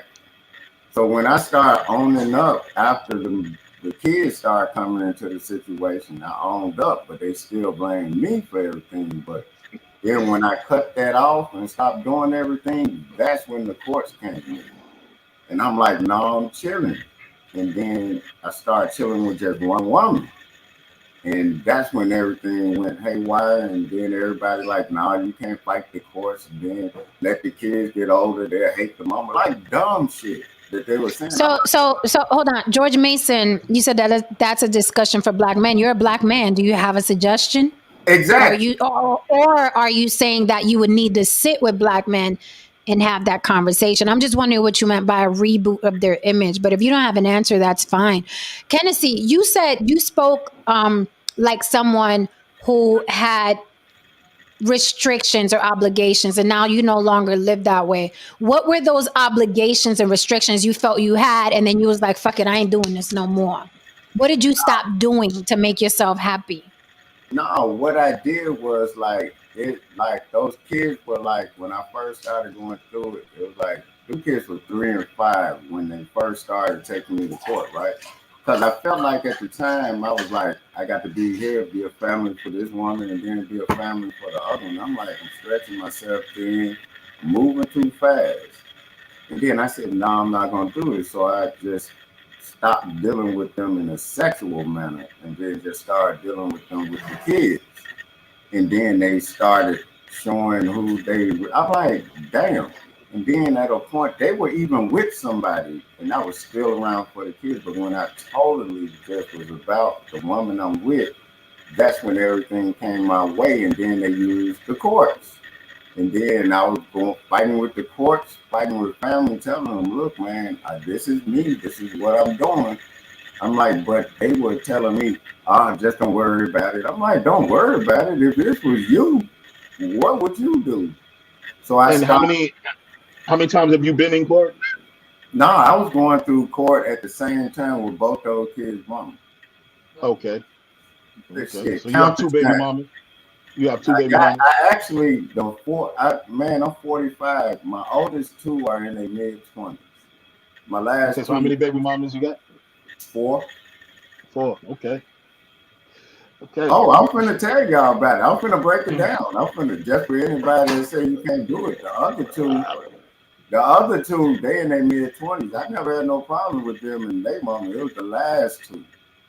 Okay. You get it? And that was, okay. Think about it. They in their 20s. The other 2, the oldest one in the last 2 is 17. The other one in their 20s is mid-20s. So I took a break. I'm telling you, I took a break, dog. Okay. But you ain't trying to have no more kids, are you? Yeah, but it just happened, dog. I was out here goddamn doing shows, and you know what happened. Yeah, okay. You already know. As a young nigga, like before 30, that's when all this, like, you know what I mean? Early 2000s, you know what I mean? Who was the best, Kennedy? Who was the best you ever had in bed sexually? Who was the best you ever had in bed? I don't think it's a best. I think it's about how you feel about the person. Oh, okay. Because you can say something better than you, the next person say it's terrible. It's about the emotion you have toward that person. So it ain't no. So you think that good sex is only how you feel about the person? Interesting. Because y'all not gonna enjoy it if y'all both not enjoying it. It's a mental thing when you think about that shit. Because shit, that could be the best in on earth to you, but to the nigga that had them before, you like, that why I ain't with the bitch. Because I don't fuck with her like that. Like, it's different things. So it's only better to you if you mentally focus with that person, if that makes sense. Because makes perfect sense. But let's just say that you mentally focused with that person and that fitted all that criteria. The person that you had this with, do you think about that person every now and again? Which one? See, y'all asking a loaded question. See, Harold? The person that you connected the most with. The person that you connected the most to. You think about that person often, or you just don't think about that person often, you know what I mean, at all? No, hell yeah, it's been a couple. At times when you stressed out with the person you with, sometimes you think about a motherfucker. That's and my wife's sitting right here, and shit, she probably do it too. So I'm like, this ain't nothing that I'm just, you probably do it too. You sitting right here chilling. I'm like, everybody had that little flashback of when they were happy. Thumbs up, baby. Everybody had that little flashback of when they were happy. When you mad at a motherfucker, you know what I'm talking about? Are you saying that ma'am? Are you contending to that as well, ma'am? During arguments, you think about the best that you ever had, ma'am? Sir, I'm in love with my husband. Good question. Good answer. Oh, my connection. There you go. Hey, look, I just told the truth, but She ain't gonna say But nothing. he was my best friend first, so Yeah, I'm telling you. Okay. Dog, we've been through thick from and that thin. fucking 2000, Man, what? She's seen it all with me. all the dirt, I seen it all. We didn't That is start wonderful. fucking until like Congratulations. years ago. You get me? 11, 12, but we've been on each other. But I tell people, you never know who you're gonna hook up with. Goddamn, we said fuck it. You got married. That's it. All we did was say, hey, you fuck with me? Yeah, I fuck with you. You fuck with me? Yeah. Rice, Yeah, you got the beans and rice. Okay, I got the goddamn barbecue. Okay. How you doing? Everybody was over there. All the essays was over there. Her side of it. And soul food was over there. Yeah, I had the nigga food over here. The essays Jesus. Already. and it was just a regular barbecue. We just told them we married. So you brought the nigga food and the essays brought their food and Yeah, dog. It been like all that. right. Dog, right. it was a cookout anyway. I'm like, there go the reception. We already fucked up. Bam. Ain't nobody spent extra money. Nobody had to go get no tuck. Nobody had to get a room. Everybody that needed to be there was there. All right. Well, that's what I'm saying. Like wonderful. sometimes it's simple as that. Like all that prepping and everybody. I'm with that. I'm totally with that. It's simple. I mean, hey, man. Yeah, I mean, hey, man. As long as everybody was happy, but you know what? You got a point because it's a hell of a lot cheaper. And you ain't got to worry about if you're gonna lose everything you have the next day. Hey, and it was during Thanksgiving. It was a perfect time. We said, "Fuck it." Yeah. People were already cooking, right? Exactly. People already cooking, ready to eat. So it's like, fuck all it. we gotta do is say, time. yeah, she cooked the beans and I cooked the rice. Goddamn, we going there. That was a smart Wait, thing. your wife is Mexican? Yeah. So you get cussed out in Spanish. Yeah. I cuss her ass out in nigger and Spanish. The versatile woman. When she talk to me in regular English, I be saying, stop talking Mexican to me. Shut the fuck up. See, stop talking Mexican. See the shit I have to deal with as a black man in this America. Like it happens. It happens. Dog, you wanna hear some real fuck shit? Oh boy. Last baby mama Mexican, right? Mm-hmm. Last baby mama Mexican, and both have the same last name. And they both got the same last name. I'm sitting there. Wow. They was like, what's the odds of that? What's the odds of that? In court with my youngest child, which is 15. When I was sitting there, they were like, they have the same last name. I did like this. Actually, the odds of that are pretty good. You know what? Yeah. You know what? You have a point. You have a point. Mexicans have the same last name. They got 3 last names. What are the last names? What are the last names? Martinez, Galvez, or some like it's Martinez, Rodriguez. Like they got the couple of last names that you can't get away from. No, they have 100 names, babe. Hey, I knew a nigga that had like 7 different names in his one name. His name was Juan Miguel Jose Hernandez Sanchez, something else. And at the end, I saw that shit in court. His last name wasn't Johnson, was it? Dog, I was there. You know how you go to family court and shit? I don't know about y'all, but you be sitting up there looking at this shit. This nigga name was longer than the docket. I thought it was open up the doc. They had to open up the doc when they was reading his name. Dog, you know how they go in court and they read your name. I'm thinking this bitch done had like about 5 different people. It was one nigga. That's how long his name was, dog. Well, Tennessee, thank you so very much, man, for your perspective, sir. Hey, dog, I'm just telling you, man. Thank y'all for having me up here. I don't know what y'all about to do. I'm about to turn up here. Hey, Jen, you got to support my channel too, girl. Shit, What's your channel? What's your channel, Tennessee? Tennessee Throne Therapy Radio. And then I'm also Tennessee 808 Street Music on YouTube. All videos and music is me. You said Tennessee what? Throne Therapy Radio. THROWD. Throne Therapy Radio. That means You You never. got that long ass. You talking about the Mexicans? You got that long ass name. You got 2 N's, 2 S's. All right, it's Tennessee what? Tennessee what? Throw Hmm? Therapy Radio. THRO. No, the Tennessee channel. Give me the Tennessee channel first. Tennessee Throw Therapy. Type in Tennessee and then Throw Therapy. THRO. Throw Yeah, therapy? Like like throw. no therapy. That's why I named it that, because it'll make sense to you later. Even though I'll be making sense. Like you'll get it. Okay. Okay, I see Tennessee Throw Therapy And as far Radio. as music, I'm Tennessee 808 Street Music.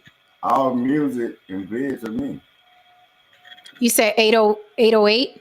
Yeah, Tennessee 808 Street Music. All music and vids of me. You'll be surprised. Y'all think I'll just be sitting up here getting lit, because when I get off here, I'm going right back to the studio. I got shit to do this summer. Like, Okay, I followed both pages, and I'll hey, let thank you. Hey, thank you, dog. But what you said at first about the weddings and everything, dog, you should timestamp that and put that right there, because you said it's like black men got to bow down, and I ain't with that. You feel me? All right, man. Thank y'all for having me up, man. Thank you guys. Love you. Thank you. love you back. Love you back. All Be right. good. All right, baby.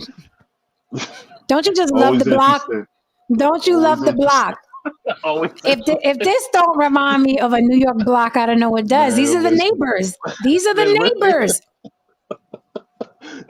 It really is.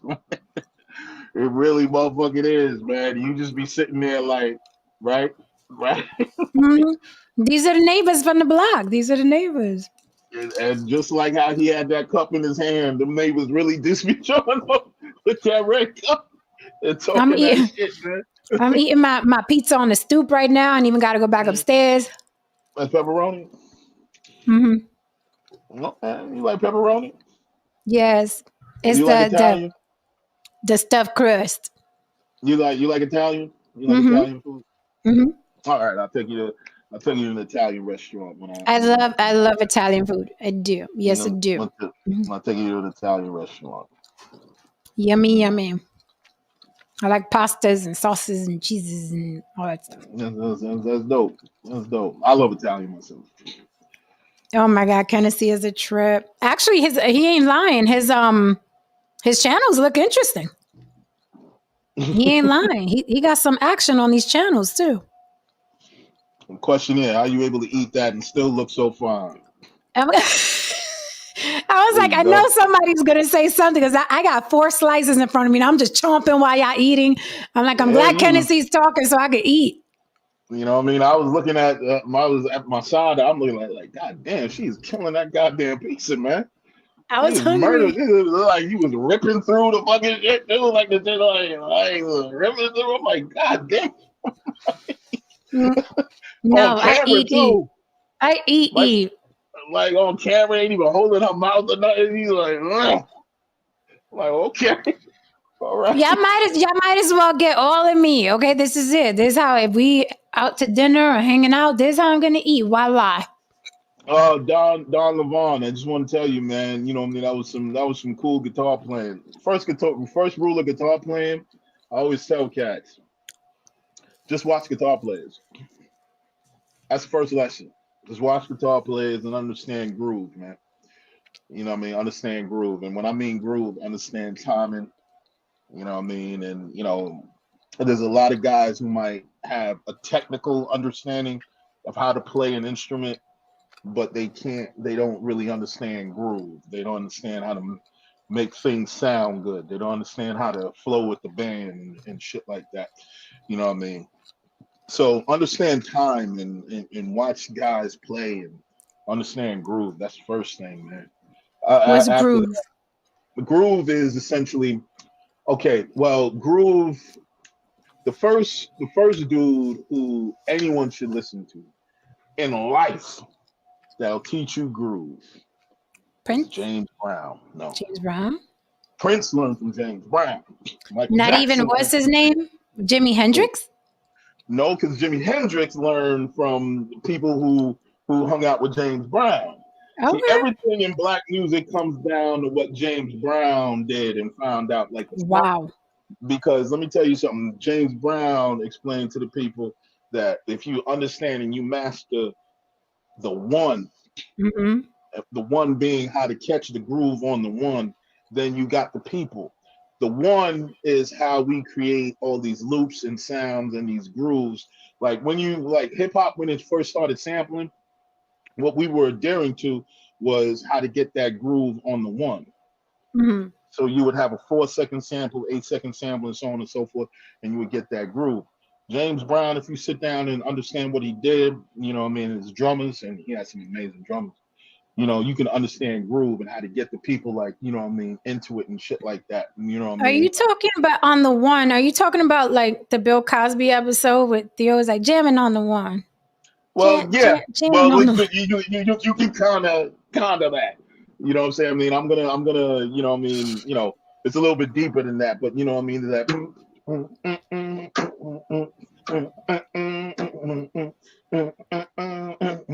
know what I mean, like that groove, that you know what I mean, like Yeah, that groove, that and I how, can get with like, that. you know what I mean, right? You know what I mean, like when you know how to do that with, you know what I mean, with the right instruments and so on and so forth, that's groove and getting the people involved in that. If the people can't groove with what you're doing, then they really won't get into what you're playing, man. So understand groove, man. Understand groove and how to, you know what I mean, another guy to really help with that is Bootsy Collins, like the stuff that he was doing. And he was one of James Brown's bass players, man. You know, Bootsy Collins and shit like that. So James Brown was the beginning then. Well, I wouldn't necessarily say the beginning, but he is a strong component in where black music was going, because you have to understand what he was doing. Hip hop was sampling him, and that sound evolved from what he was doing. Parliament Funkadelic was Mhm. influenced by James Brown. Prince was influenced by James Brown. Michael Jackson was influenced by James Brown. You know what I mean? A lot of things that happened in black music can be traced back to what James Brown was doing. You know what I Wow. mean? Rick James, all these people, man. You know what I mean? Bootsy, all of them. You know what I mean? What James Brown was doing, you can trace that back to what he was, you know what I mean, his philosophies and how he got down and shit like that. Mhm. And you see elements of that still in black music. Mm. So yeah, man, I'll put you on to some James Brown, Jen. I mean, we I'll used put you to on. listen to him at home. It's funny. Yeah, I'm Oh, your Puerto dad used to get Rican. into that? Your Listen, dad used I'm Puerto Rican, and I don't like that my parents, they didn't have a lot of salsa in the house. So now people like, how you don't know salsa musicians and, you know, the Hector Lavoes? And I'm like, because my fucking parents were listening to Motown. That's fucking why. Because they were listening to Barry White and they were listening to James Brown. That's why I don't know a Also, lot of you grew salsa. up on, no, you grew up on, dare I say, you grew up on nigga shit, which is, Yes. which, your dad was over here listening to James Brown. That's some real shit right there, man. That's, No, he was a and big fan of James Brown. And, you know, I used to go in the living room and play my parents' records. There wasn't no freaking, you know what I'm saying, Hector Lavoe and Gran Combo. mhm. It was Barry White, James Brown, Motown. That is what I grew up listening to. Like So, the, you know, Motown, the Motown sound can be traced back to a group of musicians called the Funk Brothers. mhm, Before the Funk Brothers, you know, Motown wasn't really hitting like that. They were truly trying to figure out what they were going to do. mhm. But when the Funk Brothers got involved, and they, you know what I mean, added their touch to a lot of records and they got into the production, that's when Motown became Motown. That's when it Mhm. became that shit, you know what I mean? Mhm. And a lot of the sound, the Motown sound, can be attributed to the Funk Brothers. But we can sit here all night and talk about music trivia and shit like that and We sure music history. can. I mean, You we know what I mean? winging it any fucking way. Yeah. What I was gonna say, you know, that's why when they come to town, and of course it's not the original members, right? But Mhm. you know, when they come to town, like the Four Tops and the Temptations and stuff like that, when they do their shows out in Vegas, I've been dying to go to one because I know all the fucking words, like shit from the 60s and a little bit of the 50s. Like that is what I grew up on, that music. So I could go to that concert and sing every fucking song. And I've been dying to go on the bucket list. But I'm waiting for them to come out. And I know it's not going to be the original members, but like the OJs, the Four Tops, the Temptations. Oh man, That's what I'm talking about. That's the kind of music, you know what I mean, that I grew to. And I know all the words. And people are usually surprised. But yeah, I'm a little we lost jukebox. we lost a great deal of our identity as Black people when we stopped playing instruments. When we stopped, you know what I mean, having bands and so on. The last great Black band was Mint Condition. You know what I Mm. mean? That was the Mhm. last great, you know what I mean, Black band, you know. Mhm. And after that, we haven't really had What any about the bands. Roots, though? What about the Roots? Well, you know, they were more so a hip hop band, but I'm talking about, you know what I mean, like a But they all band. played instruments. Not all of them. You know what I mean? I mean, Like, they had a well, band, and he had a yeah, they Black had Dog a got a band. band behind him. Okay, I guess we can say that. But in terms of like playing Black music, well, I'm not Mm-hmm. saying that. I'm not saying that hip hop is Oh, what you better they were watch your making Black music. tongue. I wasn't saying what they were making was Black music. I would say when I'm talking about like R&B Okay. or you know what I mean, or funk and shit like that. You know, Mm-hmm. Mint Condition were the last ones to actually do that. You know, but Mm-hmm. you know the Roots, yeah, they can be thrown in there, and you know, what I mean, they had an amazing band. Well, they had an amazing drummer. Questlove is amazing. Like his, you know, what I mean, just a drumming genius. You know, what I mean, some of the things that he talks about, and so on and so forth. Also, a music connoisseur. You know, what I mean, you know, what I mean, his musical mind, it really is fascinating. Like some of the things that he talked about and tried, I learned from. You know Oh, what I mean? You know about certain. Oh yeah, you know what I mean. I got to see them play live actually at the Jimmy. What's his name? Fallon Kimmel. I get them confused. I Jimmy went to Fallon. that show. I saw them play live. I was in one of their music videos. I played a hooker in one of their music videos. And one of my favorite songs. One of my favorite songs, man. Yeah, I How I played a got over. hooker. How I got I over. love that song too. That's actually a song that I acted in, and I really love the song. Usually the songs are like, want, but I love that. I love that song. I was just pissed because, like I told you, we had a lot of scenes in there, and they chopped it down to a couple seconds. I was like, oh, And it motherfucker! Spent all usually day on happens. set. Usually happens. I Yeah, mean, it's a good thing that you got in it. Sometimes they don't even put you fucking in it, and you know what I mean. right. They might That's pay true. It you could for have the been worse. day. Right, it Yeah, could have been they pay worse. you I for could the have been. day, but they just won't throw you in it. You know what I Mm. mean? But the documentary Questlove did about music in Harlem was fire. Yeah, yeah, Oh, that I haven't documentary seen was that. fire. Well, you know, it's just for me personally, you know, I think young Black kids, like one of the things that I do like about being out here in St. Louis is that I ran into like a group of Black people just playing on the corner. I think I sent you the video, Jen, and they were just a bunch of horn players and stuff like that. And I just, you know, there were some Black kids, you know what I mean, in the band. And I love seeing things like that Hmm. because expressing ourselves through instruments is something that just needs to come back to the forefront of our culture. Because losing that, we lost a lot of recipes, we lost a lot of ourselves, we lost a lot of conversations that Hmm. we no longer have with the elders because we no longer connect with soul music. This may sound Very, crazy, but the very reason I true. started don't want to learn to score films with original music. I don't want to perform these. I just want to arrange it. Um, I'm also a composer and a producer and stuff like that of original music. The That's great and that's awesome. That's why you picked that up. To understand how to score films, I would say not only watch films, you know what I mean, that you find the music interesting, but understand, study the concept of theme, study the concept of melody, and study the concept of, how do you say, like, how to create different sections to lend to the theme that you're trying to convey when you're creating original music. Sometimes, you know what I mean, for some people, when I hear them making original music and they're composing, I'll hear like 18 different things going on, 18 different sections, and there's no theme.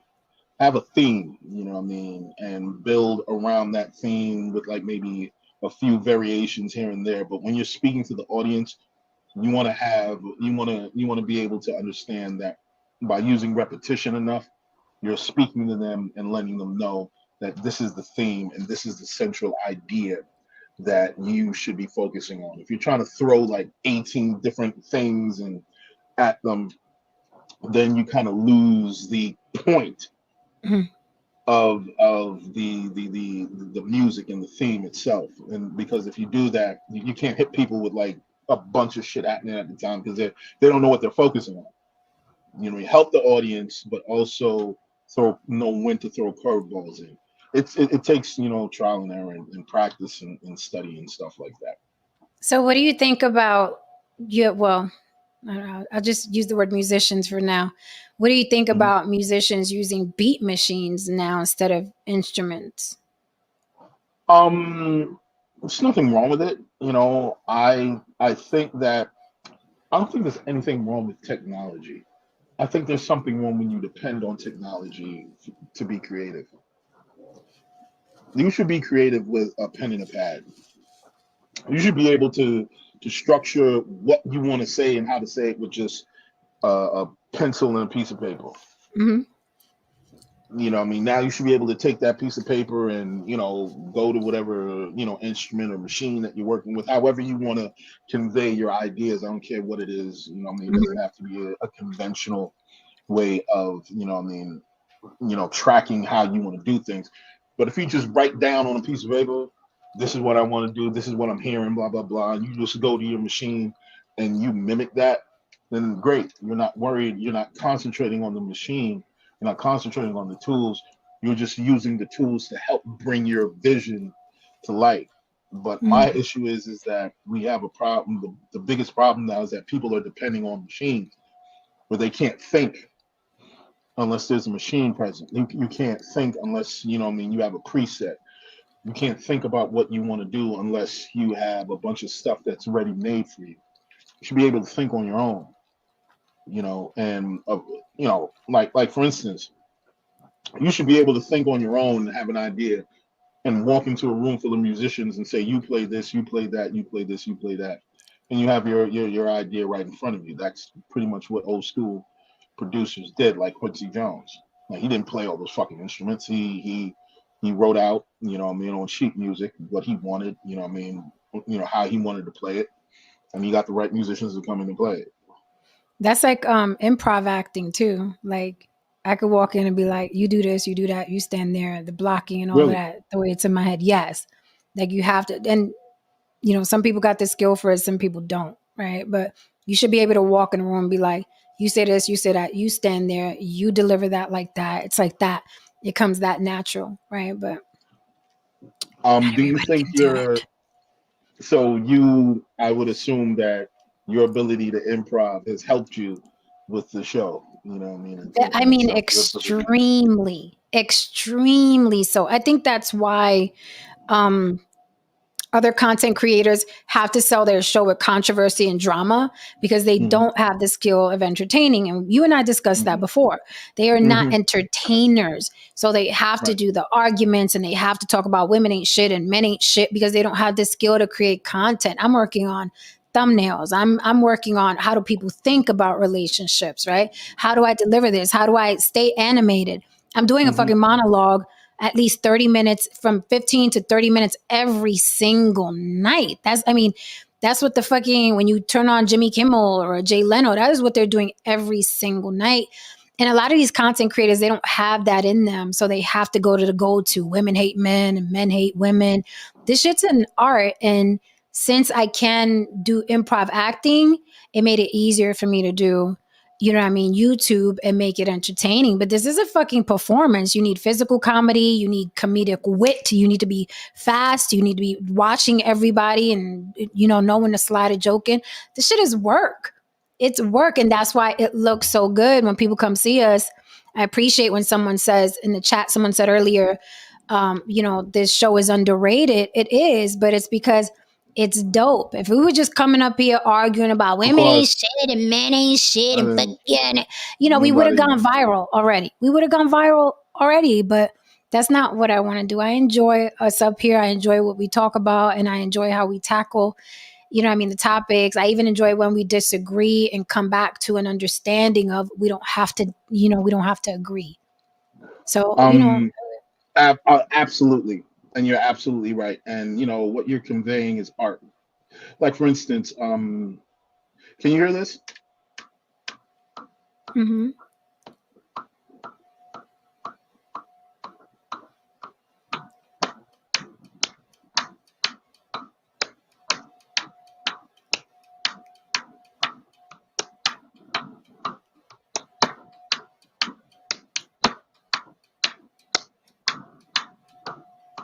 Ayo. but you see how you're just following that? Right. You see how you're just following that? This is music right here. It's just time. Right. And understanding how to manipulate a groove. And you're automatically bobbing your head to it. Mm-hmm. Because it's automatic. Mm-hmm. I mean, it's natural. You're hearing something that's, and people turn this shit into some shit that it really isn't half the time. This shit really isn't that fucking hard at a very basic level. This is just understanding how to manipulate time and grab people and pull people into what you're doing. Now, if you understand how to move and add chords and melodies into that moment while you're just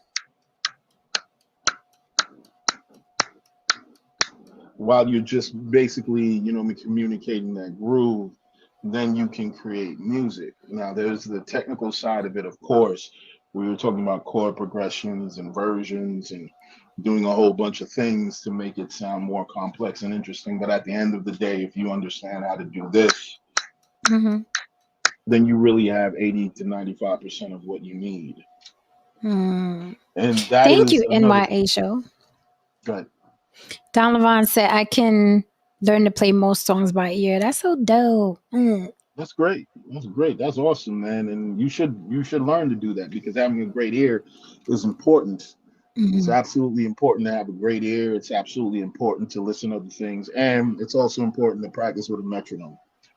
You know what I mean? Don Levon just said metronome. It's funny because I'm one of them weirdos who likes the clock ticking. Mm-hmm. That usually drives people crazy. But I'm like, it's relaxing to me.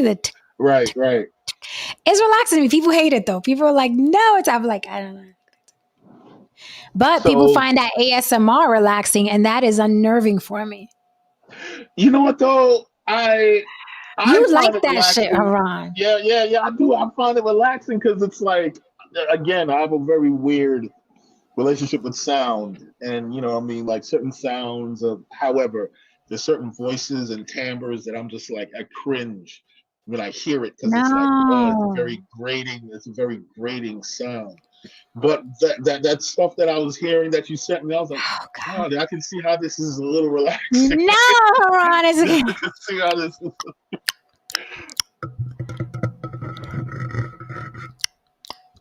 Like, I kind of like that. If you want me to turn the whole table over, turn the whole fucking table over. Now, if you did something where you were screeching your nails across it, then it would be like, ugh. Black Atheist Rants. You watch ASMR? He said they be like this. Yeah, like that's kind of dope. No, listen. That's kind of dope. That's kind of dope. Yeah, that is kind of dope. Oh my God. It drives me crazy. It is not relaxing to me at all, but people love it. They love it. It's unnerving to me. Black Atheist Rants are inaudible whispers. How you doing? Yeah. Hi. How you doing? Welcome to the show. Hi. Yeah, that is kind of cool. No. I hate it. There's certain people when they talk, it sounds like their voice screeches in a little bit, and their voice breaks like the Mm-hmm. end of the sentence, and I'm just like, ugh, like you Like know what I Fran mean? Drescher? Like Fran Yeah, Drescher, the nanny? yeah, like her voice. I don't find it relaxing. No, it's Like even not. when she's speaking normally, I'm like, ugh, like you know what I mean? Like Big Truck's voice was fucking annoying as fuck when he was Oh, on Big this Truck. podcast. Ooh, Lord. And the Fucking thing with annoying. Big Truck is you can't see him because he's always Right. behind an avatar. So it pronounces, it just amplifies the voice. And then he would yell. Yeah, He would and it's not, yell. and it just like yes, and Gilbert Godfrey, yes, his voice was just oh god, I'm like, yeah. you, sir, don't need to yell. I had Bar to. said 24/7, literally, he listens to it. You listen to his. All right, well, I wouldn't say I that. like I the wouldn't say these that. words. How are Yeah, you? that Yo, would get annoying.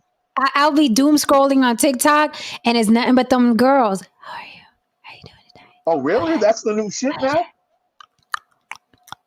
Oh, so Haran, that's they're the new all shit oh, now. Oh, Haran, I thought it was yes. just her. I thought it was just her. No, No. no, they are all over TikTok. It's a big, big thing, and their numbers are insane. How you doing? How you doing with me? How you going? Welcome now on the vlog. How are you? I'm like, I will turn the whole table. What the fuck are you saying? Speak up.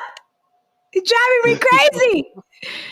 Yeah, it's unnerving to me. I can't. I will listen to like little ambient sounds, and I can listen to water and rain. I fall asleep to rain and little thunder and lightning and ambient sounds, and you know what I mean, like out in the wilderness sounds. I can fall Right. asleep to that. I can't fall asleep to. Hi, how are you? How are you doing? There was this one. Is that the one I sent you? The chick that was acting as the 911 operator. Yeah, yeah. Like I was like, Fuck. oh yeah, this is kind of cool, but there's like a gang of them. Jesus Christ. No, it's a gang of from all walks of life, and they look all kinds of different and wear all kinds of things and have the neon lights in the Yes. background. She was like, Yes. 911, what's your emergency? Yeah. Okay. I don't know. Yes.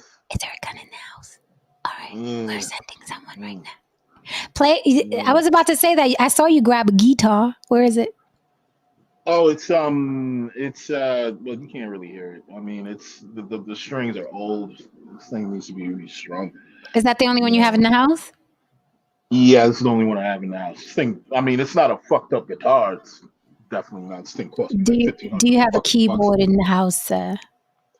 No, I actually wanna, you know what I mean, I'm actually working on getting another place, you know what I mean, and I want to get a big enough place where I can get a grand piano A in the baby living grand? room. Yeah, baby grand. Not anything too fucking big. But Yeah, you want I that. want to get a I want to yeah I want to get like a nice little baby grand and Not the enough to where I can Liberace joint. practice. Nah, I ain't got that kind of money. You know what I'm saying? Not I ain't yet. got that kind of brand. Not Yes, yet.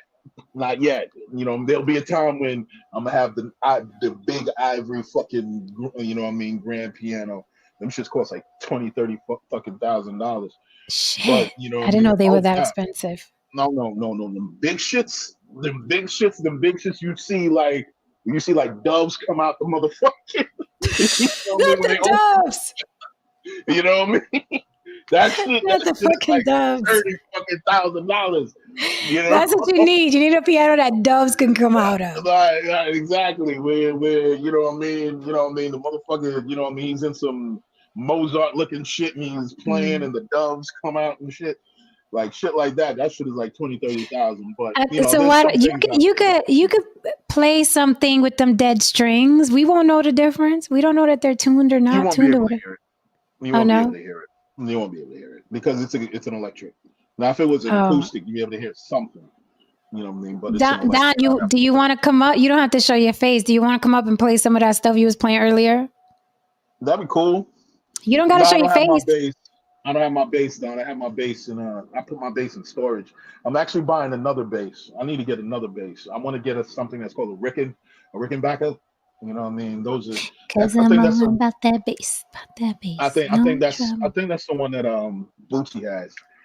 But I want to get a Rick. You know what I mean? The bass that you're referring to in that video is He jazz said bass. he said the doves done shitted on your piano strings. Yeah, exactly. I'd be so fucking mad. I'd be like, whose idea was the fucking doves? Damn it. Oh, he has a Sterling string. Okay, cool, man. No, I don't.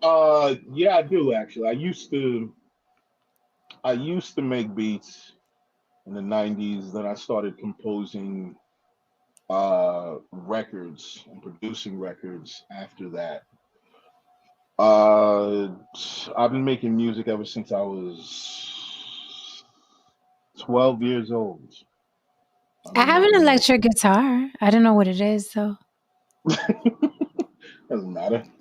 I don't know what it is. I won it at Kevin O'Leary was out here in Vegas, and you know he's a guitar player and all of that. He was out here doing a speaking event, and he raffled off like 3 guitars or whatever, and I won it. And I was like, okay, like it's in the closet. I don't even know what brand it is or what it is, but he signed it, so maybe I'll show it to you. Yeah, you want to keep that. He signed, and I was like, can I sell this? Can I put it on eBay or like? Wait till he dies. Okay. I hate to say it, but I'll wait. Yeah. Wait, and make sure that you take very good fucking care of that. Yeah, I mean, it's never. I took it out the box one time and one time only, and that was because I had to do an audition, and the girl was a guitar player, so I kind of like just fumbled with it a bit for the audition. But it's never been out the box. It's in the box. I've never taken it out. I don't even know what kind it is. I'll send you a picture. That literally could be a ukulele. It has that guy's fucking name on it. You want to take care of that. Cox, I've been a Logic user since 2000. I've been using Logic. I'm a huge Logic user. I love Logic. It's one of the reasons why I stuck to using a Mac. I have a Korg Frost keyboard. I used to I'll tell you guys that I used to be a huge gearhead. I'll tell you guys some of the gear that I had throughout my life. I had 2 MPCs. I had a machine, a Native Instruments machine.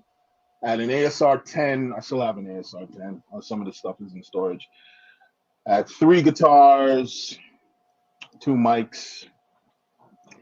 I had a Korg Trinity, 61 keyboard Korg Trinity. I had 2 MIDI keyboards. One was an 88 key, another was a 61 key. I had a bass guitar. Sounds like science. Yeah, I had what else did I have? I think that's about it. Oh, I had a Roland VS 880. You can't see it, right? I gotta send you a picture. Can you see it?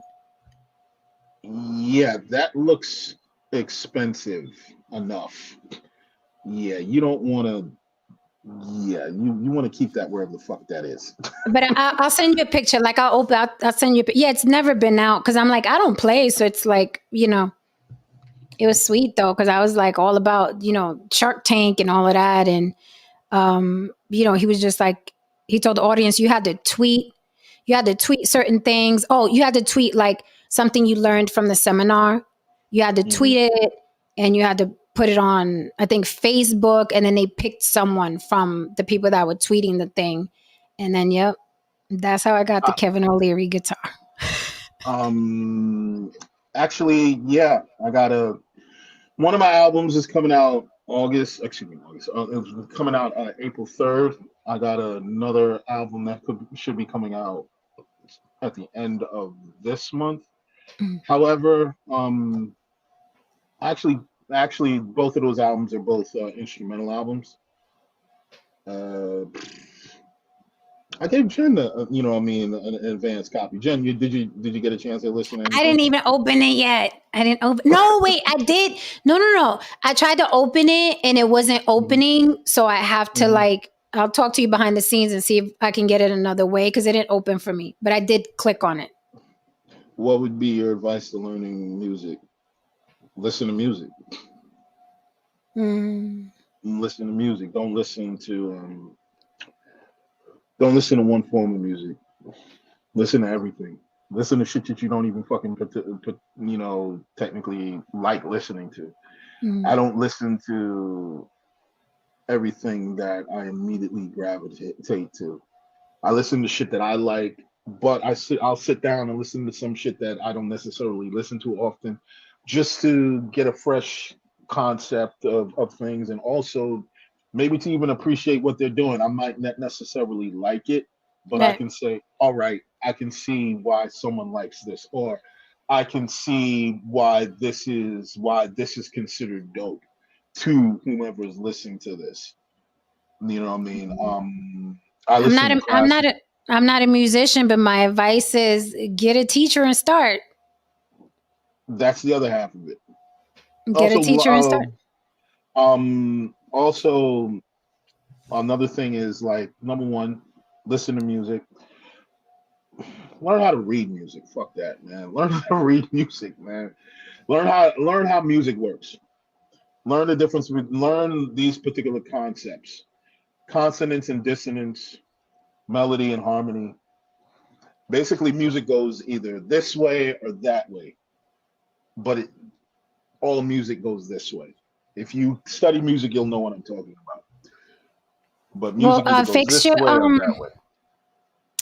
what you could do too is like would be nice to when we have the shows, when you get your guitar together, you could just Mhm. play us out at the end because it's original music, so I won't get copyright strikes and all that bullshit. So you Oh could yeah, just I'll just start jamming. I'll just start, yeah, you could jam at the end of playing. every show. Shit, you could jam at the beginning of the show, at the beginning, middle, the end, whatever you want. Yeah. That way your people can hear your music, and I won't get a copyright strike. So You it's know a what? That win-win. is that is a true statement. You guys can actually, you know what? For now, just follow me on my page, man. Dangerous DeMarco. Let me throw that in the chat real quick. You know what I mean? Yeah, So you guys can just yeah, and stop then by and follow, yep. and you know when certain things are popping up. Um, Another thing too is my advice overall: don't don't depend on machines. Don't depend on your guitar. Don't depend on your piano. Depend on your own ideas of what you're hearing in your head. You know, because all these things are just tools. See, Don't Don Levon, don't. don't play with me. Don't do that shit. Don't do that. Now you acting like the dude that was promising some good dick, and then it's like, oh, wah, wah, wah. Don't do that to me. I mean, Don't talk hey about y'all man. gonna have a jam session, and then ain't no jam session because we can set it up. I mean, hey man. You know what I mean? I mean, listen. I used to on the weekends. One of the things I used to do was I used to go to a particular studio. They used to have jam sessions. Jam sessions. It was called Funkadelic Studios. It was on Mhm. 42nd Street, and I used to go there on I mean, every weekend. And the people that used to know me, I mean, they used to call me the Shredder. You know Mhm. what I mean? And her thing was that, because I love to shred and stuff like that. She used to get me with a couple of guys, and sometimes I'd be with rock guys, sometimes I'd be with jazz guys, sometimes I'd be with, different other guys. But being around those environments, it helped me to play off other musicians, hear what other people are hearing, what I mean, just get into what other people are getting into. Understand that music, at the end of the day, it's a conversation. It's the conversation that you have with yourself. It's the conversation that you have with other musicians. It's the conversation that you have with the audience. And if you understand the differences of all of those, and understand that it's a never-ending journey of Mhm. understanding that conversation, then you will grow as a musician. So you think you'll have your guitar together by next Saturday, or is it something that you it Oh no, takes a lot I'd have to? yeah, I'd have to. I want to buy a new amp. I want to buy a couple of things. You know what I mean? There's a couple of things that I want to get before I do all that. However, when that happens, I will let you guys know.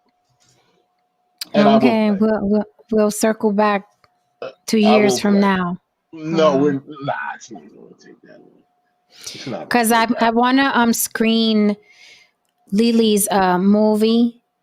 I know I keep saying it, so I would like to do it maybe on Saturday. It would have been dope if you guys could have played that night too, just to pick up the because it's heavy it's heavy subject matter, so it would have been nice to have some music after that I won't get a copyright You know strike what? for. You know what? I like that I idea. love live music, Donovan. I don't care who it is. I'll go to a honky tonk show, R&B show, a rock show, a rap. I There's nothing love like live music. live music. Oh my There's nothing God. like live music, man. Nothing There's a like it. honky tonk band out here I go see all the time, the Riot Light Sound. I love me some honky tonk. Don't play with me, Haran. Margaritas and cocaine and cocaine. Listen, I love me some honky tonk. Don't get me started. You got some good taste in music, man. I love it. It's a really good honky tonk band, but I love live music. No, I mean, if you could, it would be nice. It would be nice to showcase your talent. It'd be nice to show Lily's movie she worked very hard on, and then You have know some what? music after. You know what? I just want to say something about, what I mean, my own music and my own musical journey. There was a time, and I told Jen about this. There was a time when I was going to walk away from all of that. You know what I mean? And it was around that time. This is the importance, and I'm going to talk real with you guys right now. This is the importance of having outlets and having things that are near and dear to you that speak to who you are. There was a time when I walked away from music and a lot of what I experienced in the music industry because of a number of frustrations, yada yada, and a number of things. But I was always a drinker since I was 12. I was an alcoholic since I was 12. And when I Jeez. stopped making, yeah, and when I stopped making music, I dived deeper into the bottle, and I spent 2 years with a $1,000 to $2,000 a month alcohol habit. I was doing like a fifth a night. Yeah, I was doing like a fifth a night. I spent 2 years either completely drunk or hungover. And I was dealing with a whole bunch of shit that I didn't really want to even, address. But I was a functional alcoholic, an extremely functional alcoholic for 2 fucking years. And I wasn't making any music. I wasn't even having those kind of discussions. And I bumped into one of my boys who was a guitar player, and he was like, "Yeah, man, you know what I mean? How to the work going and the music going?" I'm like, "Yeah, I don't really play anymore." And he looked at me and he was like, "Dude, like," and it did kind of hit me. And he was like, "Dude, you're one of the few guitar players I actually respect, and you actually played the guitar like it was an extension of yourself." And you never really understand, you never really think about how other people feel about your music and what you're doing until you actually have those conversations. Because I just love making music because I love making music. And when people look at you with a very bewildered eye, like, how could you stop making music? Like, what do you mean? That's what you do. That was one of the reasons. That was one of the alarms that said to myself, like, okay, I'm going down a particular road right now that I don't need to go down, and I need to really find myself again. And then you and I got cool, Jane. You and I got cool, and then we started, we talking about art and started, doing certain things, and you know, and I reconnected with who I was as an artist and as a musician, and stopped drinking, and and boom, boom, boom, and yada yada yada, and here we are having this conversation. It be that way. That's how it happens. I don't know the name of the. I was looking for the movie. It's on YouTube. Someone asked me what's the name of Lily's movie. Yeah, but I want to screen it. I'll do it Saturday because I keep saying I'm gonna do it to. It's called the love throughout. Let me mark this here because if I don't, I'll send it to myself. Forward it to myself, I should say. Yeah, where am I? Yeah, I want to screen it and then we can have a discussion. You know what I mean? A discussion on that whole situation. Oh, thank you, Don LeBron. You're so kind. You're so kind. I'll take it. I'll take it. I'll take it. Actually, do you remember? Do you remember I told you that I had an idea that I Yes. wanted to get you involved in? Yes, I sir. wanna see if we can pull that off before the year's out. I Let's think do that'd be it. so dope. I We think could that'd be do so it. fucking dope. We could And we do could it. premiere it on here, of course, first. Yeah, of course. You know I act in slow Man, motion. you know, I think it could work. I think it could work, and I Yeah. look forward to it. I love creating. So if you're a creative, I'm with it. Oh, you found it? Okay, good. Okay. Well, my favorite artist, I think I talked about that already.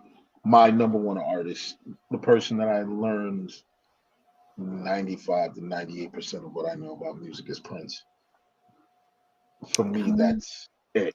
That's it for me. Everyone else is like, everyone else has their pockets and, so on and so forth. But Prince for me was like when I a true heard him and genius. saw him. Yeah, when I heard him A and true saw him, like genius. the world just stopped for me. You know what I mean? And I picked up everything from that. Other people like Stevie Wonder, yeah, Sting, um, uh, Jimmy Jam and Terry Lewis, Michael Jackson, tons of other people, but Prince was just it for me. Prince was the epitome of artistry. Hmm. MJ or Prince? Prince. Prince, man. Prince. Sorry. I mean, Prince ruled. without even a thought. Prince. Nah, For Prince sure. ruled. I mean, I'm sure the whole world would love MJ. He has this thing with Prince. Yeah, for me. El Like, Príncipe. I was never I dug MJ stuff and I mean I thought a lot of his performances were like, wow, that's great, but I was never mesmerized like I seen like when I saw Prince, especially when he would play the guitar. I was never like jaw droppingly mesmerized and like how is anyone this fucking incredible? I mean, nah, it was never not. To be baby. That's dope. Like you never done before. MJ, yeah, MJ was the GOAT in his situation, but Oh he yeah. didn't even play instruments, right? Michael Jackson didn't even play No. instruments. No, I He didn't mean play he instruments. as an entertainer, the man is literally the most gifted entertainer I've ever seen in my life. Just the concept and the production of Yeah, entertainment. I mean, there was a time when Michael Jackson was music, but in terms of artistry and a person yeah. who I actually learned from and studied, it was Prince. It was he Would was you doing say things. MJ was an entertainer and Prince was an artist? Or Yes. would you say that's how I I know would, that's how I you see know, it. what I mean that. I mean, Prince was also a great entertainer. But MJ was more poppy and for the people and what I mean like Prince was pushing envelopes. MJ wasn't pushing Right. And I think envelopes that's per se. why like MJ was reached a broader audience because he Of was, course, pop. He wasn't talking right, about right, right, if I was your girlfriend, you know what I right, right, right. mean? I'm Prince not was a doing woman, some I'm not a things. man. Yeah, yeah. Prince was doing some things that was kind of like okay, you know what I mean, and he was really ahead of so much. Like now, like certain people are doing certain things now that I'm like, oh yeah, they got that from Prince. Like, oh yeah, I know where Yeah, this the is whole from. You know ass what I cut mean? out, the whole Yeah, you know what I mean? androgynous thing, the whole You know what I mean? going on stage in his underwears, the whole he was so ahead of his time. Not everybody's trying to do that. And I'm like, It's no, really Prince funny, had that. Don Levon, when you were talking about the guitar gently weeps, a guitar solo. I remember. Now this is when he was still alive. I remember when he played that shit, when he did that shit, I was just floored. And I sent it to everyone I knew, and I was like, "Yo, you got to see him do this." You know what I mean? Guitar solo, and people just say, "Yeah, yeah, all right, yeah." And they saw it, and it was like, "Yeah, whatever." But when he died, and that same solo kept popping up everywhere, every which way, and people started sending me this shit. And I'm like, "Dude, I sent you this shit like a year or two ago." Right. You know what I mean? But I understand. I get it. When people die, it turns them into this larger than life shit. And I'm glad that people came around and they appreciated that solo, because he literally just blew everybody off the fucking stage with that solo. It was literally one of the most greatest live solos I've ever seen in my life. You know what I mean? And his Super Bowl performance was fucking incredible. Yeah, It's still and one of that the most incredible Super what's Bowl funny is that performances. the hilarious thing is how Prince was always considered to be like, a weirdo for all his, lyrically and what I mean, wardrobe. And I'm like, the real weirdo was Michael Jackson. There, I said it. Yeah, he had a giraffe in his backyard, bro. Like, He ran around with children like he was 5 years old. Okay, in his backyard. like, No, don't let me.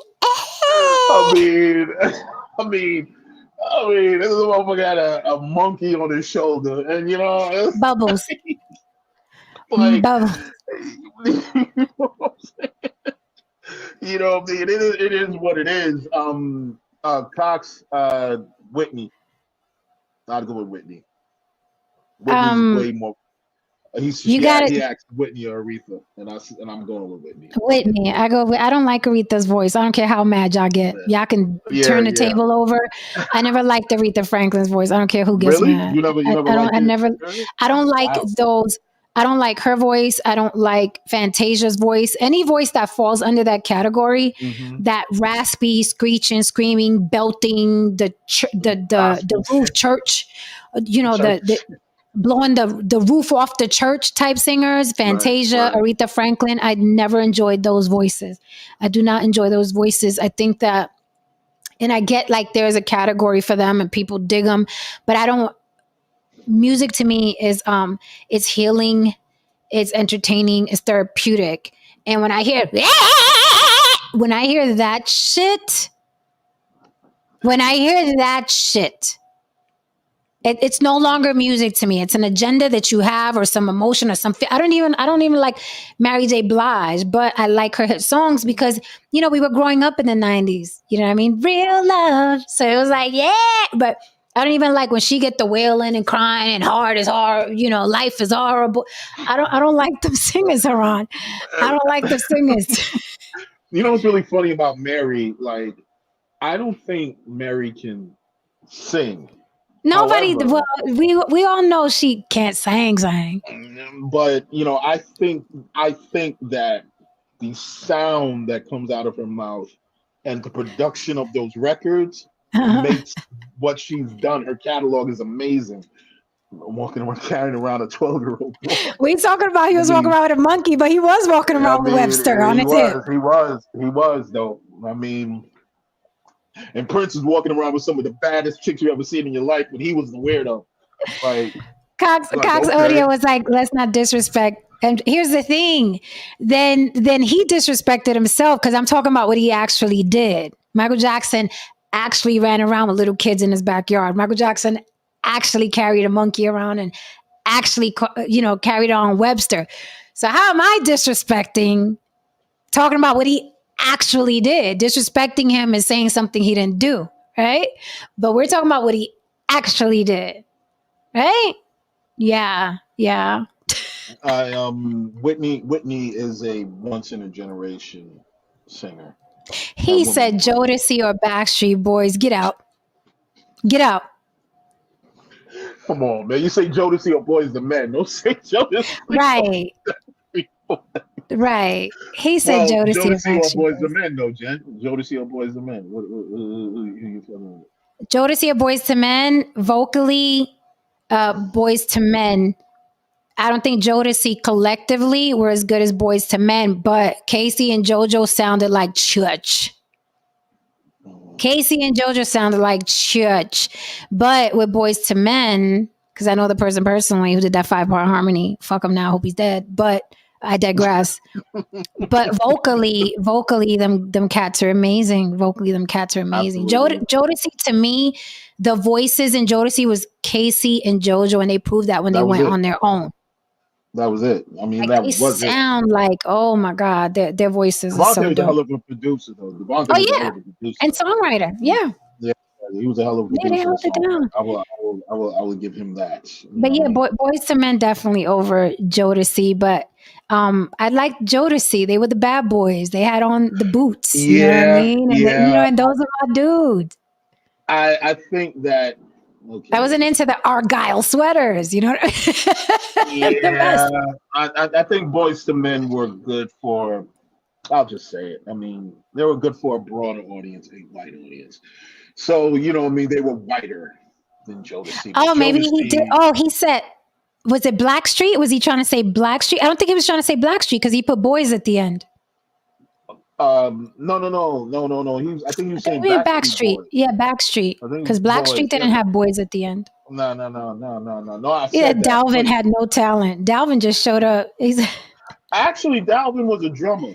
He was a decent. Oh, he was no. He was a pretty good drummer.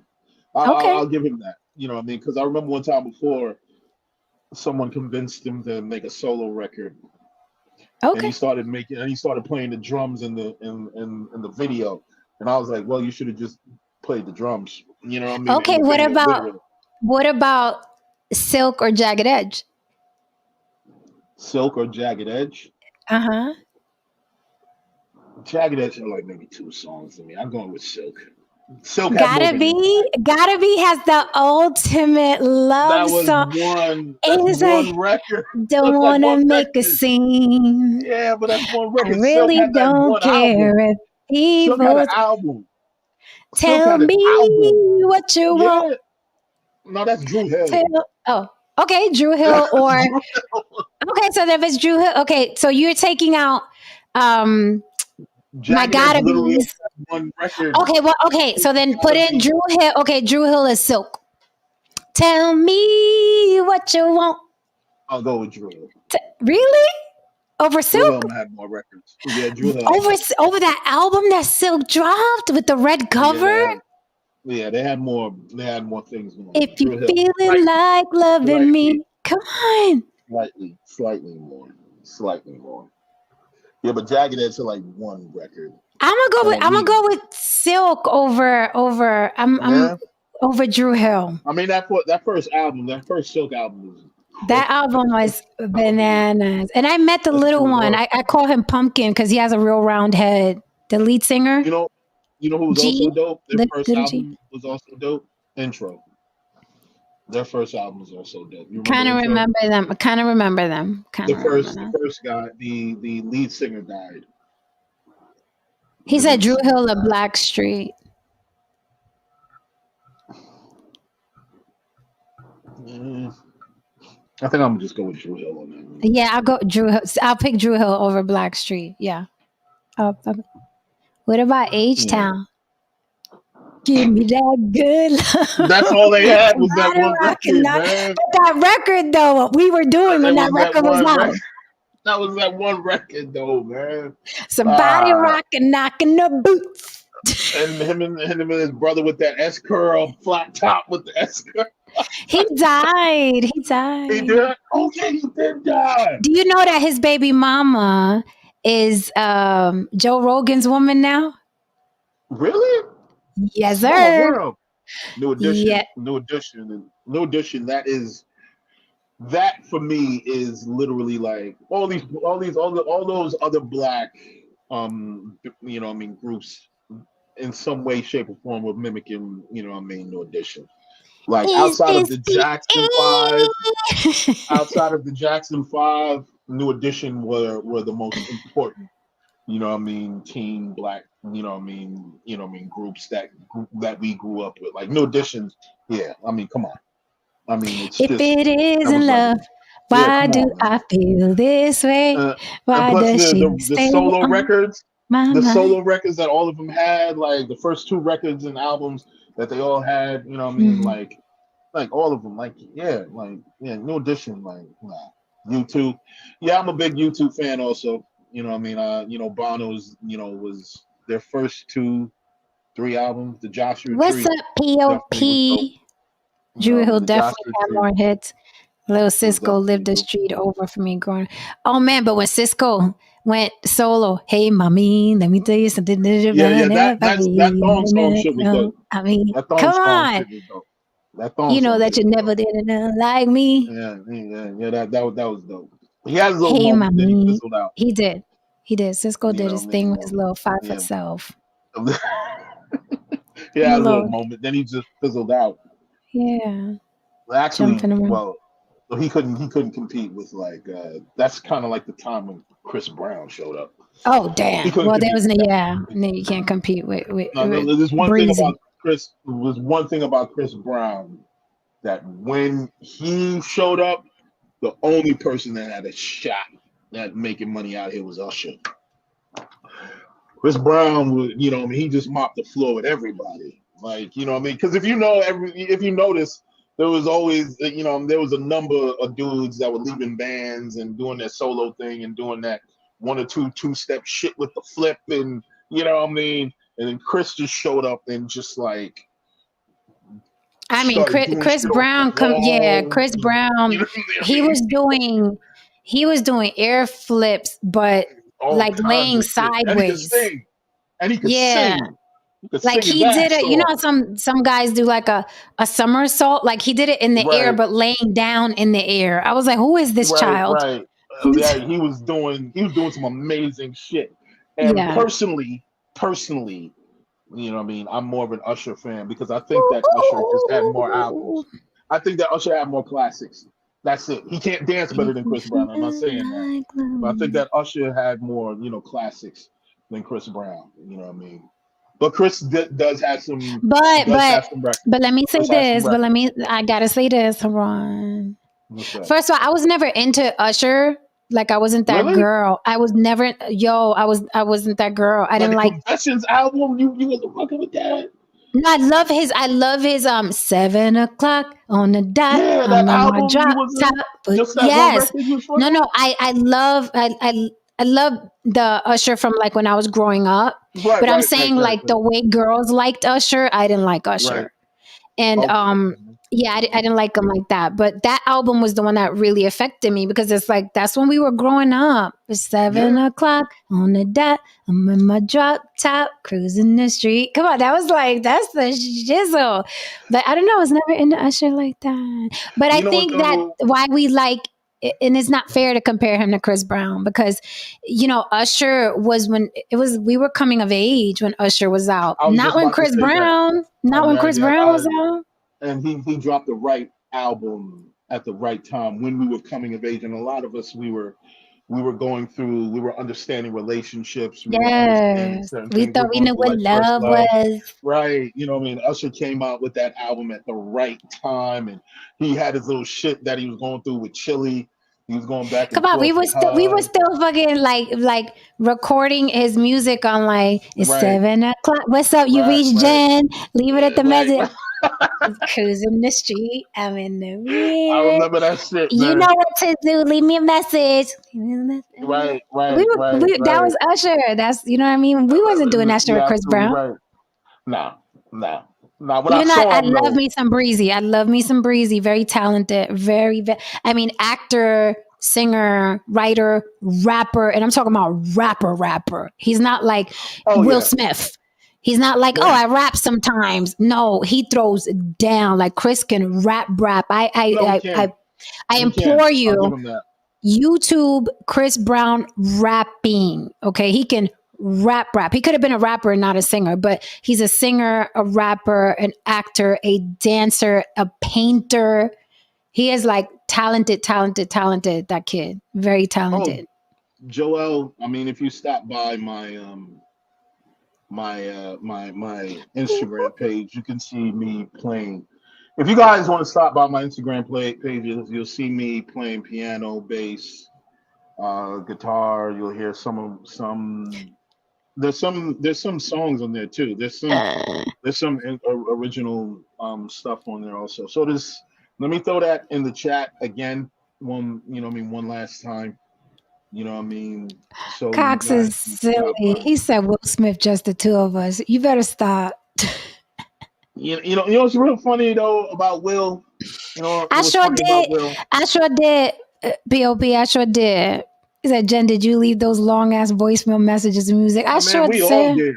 We all I fucking sure did, did. man. We all fucking did, man. And we all waited for the motherfucker to stop talking so we could hear the rest of the You know goddamn what's song, man. funny? I got a funny story. I used Big Pimpin', Jay-Z, Oh, Big Pimpin'. And my sister's so innocent. She's like, oh my God. She's like my little Jesus. And she was like, oh, that's cute. Egyptian music. I was like, because you know how it sounds, ding, ding, ding, ding, ding, ding, ding, ding. And I was like, yeah, that's what it is. Never mind. He's like, Big Pimpin', Spanish. My sister was like, oh, that's so cute. It sounds like Egyptian music. I was like, yeah, that's what it is. Leave a message at the bait. You know what to do. he's Dwayne Rhodes. You know what's real funny about Angie Stone, and you're mentioning Angie Stone and D'Angelo. A lot of people might disagree with me on this, but I think D'Angelo's first album is his best album because Angie Stone helped him write that shit, and Angie Stone is an amazing writer. I don't think D'Angelo's second album is that great. I think that there's some moments where it's like, oh yeah, that's pretty cool, but I think Brown Sugar is the best offering that he ever had, and I stand by it. Brown sugar, babe. The main reason, if we really want to be honest, the Wait a main minute. How reason does it why feel? How does it I was just feel? about to say, I was just about to say that the main reason why that second album exploded is because of How Does How It Feel? does The it video, feel? the motherfucker was half naked, chicks ran to it, it sold. However, it sold. You know what I mean? Look, listen. This is around the time I'm gonna tell you guys. See, you guys were on the outside looking in terms of the industry when that album came out. You know what I mean? That song came out. Being in the industry and knowing the the how big that song was for him, I can't begin to tell you how huge D'Angelo became because of that song, and chicks I went think we wild. all know. You know what I mean? Like, no, when you're actually in the industry and you're seeing all this shit happen, We if it's if we it's we know. crazy on the outside, imagine what we were seeing on the inside and shit. Like, I I was know. telling people like you know what I mean? Like, look, listen. I was telling dudes like, look, man, when he was on that wave, and I was telling my people, like, look, whatever that dude means, let these motherfuckers know that I will show up and pay for my own fucking ticket. You know what I'm saying? I'll be wherever that guy needs me to be, because this motherfucker is about to be huge. And he was, To he was. Go ahead, go to ahead. answer Kareem's question, non-existent. That's what I think he would have been. Who? He said, "How do you think Will Smith would have been if he never made it as an actor? Non-existent." That's what I think. I don't think he would Yeah, have. I don't think he would have kept going as a rapper. He would have been like Kid and Play in them. yeah. That's That's what that. I think. He Will Smith, strangely enough, I never saw it happening. I never saw it coming. I never thought that Will Smith would be that big of an actor. When he came out with his shit that goofy parents never don't understand shit and all that other shit, and then when he came out with when they said that he was coming out with a show, this is around the pilot time of his show and things like that. I didn't think it was gonna get that big. I was like, "Who the fuck is this? That corny motherfucker? He's got his own show. Like, what the fuck is that?" And then I saw the show, Right, and you're like, and I hit. was like, "Wow!" I was like, "Yo, this guy's gonna go somewhere with it." I Yeah, didn't you're think it like, was this gonna is be his that lane. big. Hmm, I hmm. didn't think it was gonna, be that long, but he flipped it, and then he came out with the Bad Boys movie, him and Martin. That's when I said, this motherfucker will, man. He's gonna flip this shit. gonna be a movie star. And I Holy mean, shit. had the same fucking manager as Jennifer Lopez. Like that, you know, that Yeah, motherfucker's Benny a Medina. Yeah, Benny fucking Medina is beast. a monster. Yeah, He's a he's a monster. beast. Yeah, Benny Medina. If you want some decisions made back in the Shit. days, if you have Benny Medina on your team, you was gonna eat. You know what I'm saying? I mean, and And yeah, eat that a is Quincy lot. Jones. Yeah, Quincy Jones Um, did have a lot to do with that. the thing with D'Angelo when he did that video, it was like it was the perfect storm because yes, he was naked, but it wasn't just that he was naked. It was the way he was expressing himself, his body, his movements. Like he really looked like he was fucking and it felt really good. And it was at that point right before you come. It wasn't just that he was naked and singing because anybody could take their shirt off and sing. Lots of guys do it. But it's the way he was moving his body and his facial expressions. It was like the perfect storm. And it was dark. So he didn't have any, you couldn't see a couch, couldn't see a lamp. You couldn't see, so it was genius production. Him, a light, some grease, and then the way he was moving his body is what made women like, holy, like he took you into that situation. That's what made that video fucking phenomenal. And I've seen other cats try it, and I'm like, look, this is one of a kind. It's one. I mean, you guys can try, but that video was one of a kind. Maxwell Ascension, listen. That album, Embria, that album. Oh my Jesus, Look, bejesus. listen, Maxwell. I'm sad he didn't do more, but Maxwell was the shit for a minute, man. I He went had to a the run. I went to the He had concert. a I had the run. poster. I had the Like poster. I I had knew the a couple T-shirt. of women. Yeah, I knew a couple of women who were just huge Maxwell fans. Yeah, just sick. Like No, huge, you and didn't. I'm about to he hurt was you, Don on. Levon. Don Levon always What gets beat up. He could never skate out of here without getting beat up. what happened? He said He babyface. said He babyface a Keith Sweat. He always makes it out of here almost, but he always gets beat up. Keith fucking Sweat. Babyface, of course. Babyface, of course. I mean, You know how many however, you know how many fucking Keith Sweat, I mean, I'm sorry, how many Babyface concerts I've been to? Haran, it's embarrassing. Babyface. I mean, Keith Sweat his pen game is crazy, but it ain't His Babyface. pen game is crazy. But I've seen from East to West Coast, I've been to Babyface Yeah, concerts. Babyface. He can It's sing embarrassing. also. He's behind so many big hits. Babyface, man. That's why I love his concert because he sings all the hits from like Bobby Brown and New Edition and Boys to Men and Tony Braxton and Tim Campbell and plus his hits and the Deals hits. After Like, 7. Yeah. like Does he play the hit that he made for Eric Clapton? Sometimes. I haven't seen him do it lately, but when I was going to his concerts a couple years back, he did do that. He's very versatile. He's a very versatile producer, man. Baby, I love me some Babyface. Brian McKnight was good too, man. He's with a white girl now, though. Oh, Brian McKnight? No, Babyface. Oh, baby. I was like, give me my fucking money back, you rap bastard. I forgot. And I love me some Babyface could do no wrong in my eyes, but that right there. I mean, he was with I forgot he was with Tracy Edmonds for a while, man. Tracy was whew. Tracy has a very friendly vagina. We'll just say that. I mean, yeah, but man, I remember when I was young, I saw her in person one time before going into the elevator, and she was the real deal. I was like, oh shit. But you know, he's been married after that, right? Yeah, he's been married after that, but no, she's pretty. She's a pretty lady. She was that shit. She's a barracuda, though. Yes, she is. She is no fucking joke, that lady. She was like, I ain't dropping this last name. I don't care if I marry Eddie Murphy. I don't care if I marry Deion Sanders. I am not dropping Edmonds. I am not dropping Edmonds.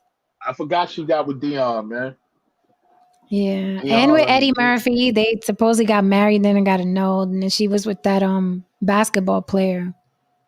The one that got into the fight with Becky with the good hair. The one they call Becky with the good hair.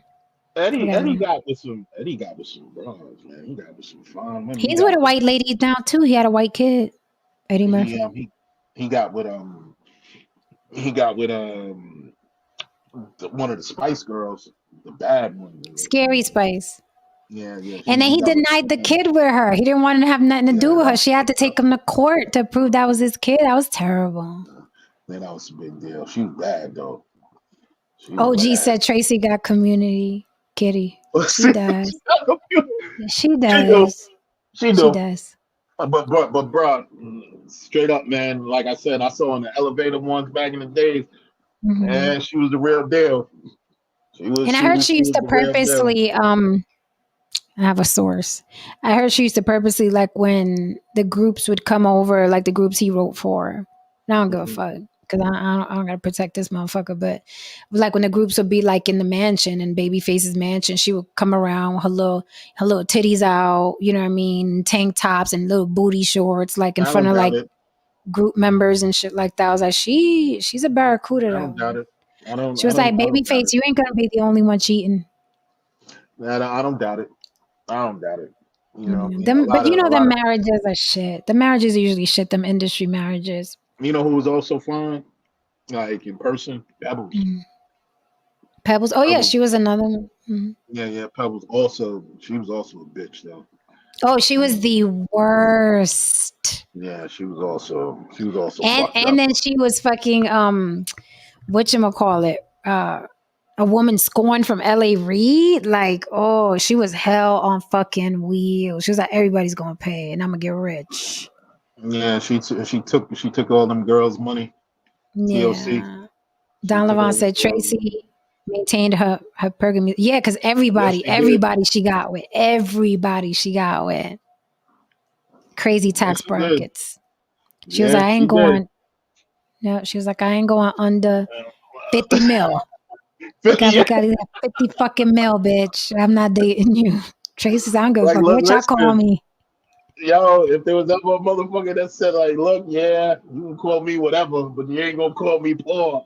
If there was ever a motherfucker like that, it was Tracy. She was like, and I'm gonna carry the Edmonds name. And I ain't good. And I'm go marry this Eddie Murphy, and I'm still carry the Edmonds name. Man, when she walked into that motherfucking elevator, I looked at her like, I ain't got nothing but penis to offer this nigga. That's all I got. She could probably smell men. She could probably smell men that are under 50 mil. Exactly, and she literally most likely smelled me. And then Dollar, you stupid. He said, but he paid the rent, bought her clothes, and cooked her dinner too when she got home from work. That's what I need. I need somebody to pay the rent, buy my clothes, cook my dinner too when I get home from work. I also saw in person. In the elevator. You know what I mean? Iman. Okay. And the model Iman. She didn't have any makeup on, and she was still a very beautiful woman. You know who's stunning in person that I was shocked was stunning in person, because she's somebody when I see her on TV and videos, I'm like, okay, LaToya Luckett. Really? Yes, that's what I said when I saw her in person. Because when she's not an ugly girl. So, but when we see LaToya Luckett, we don't think, oh my God.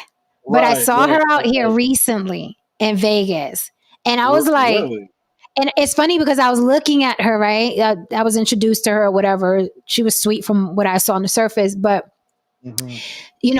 she probably thought I was looking at her because she's LaToya Luckett. I've met way more famous.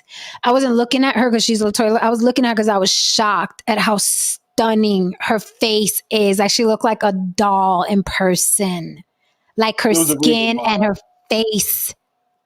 I was like, what is that? So pretty. There was a reason why, and I'm not going to get into the controversy of it, but there was a reason why they got rid of her and the other girl. Oh, because they were pretty.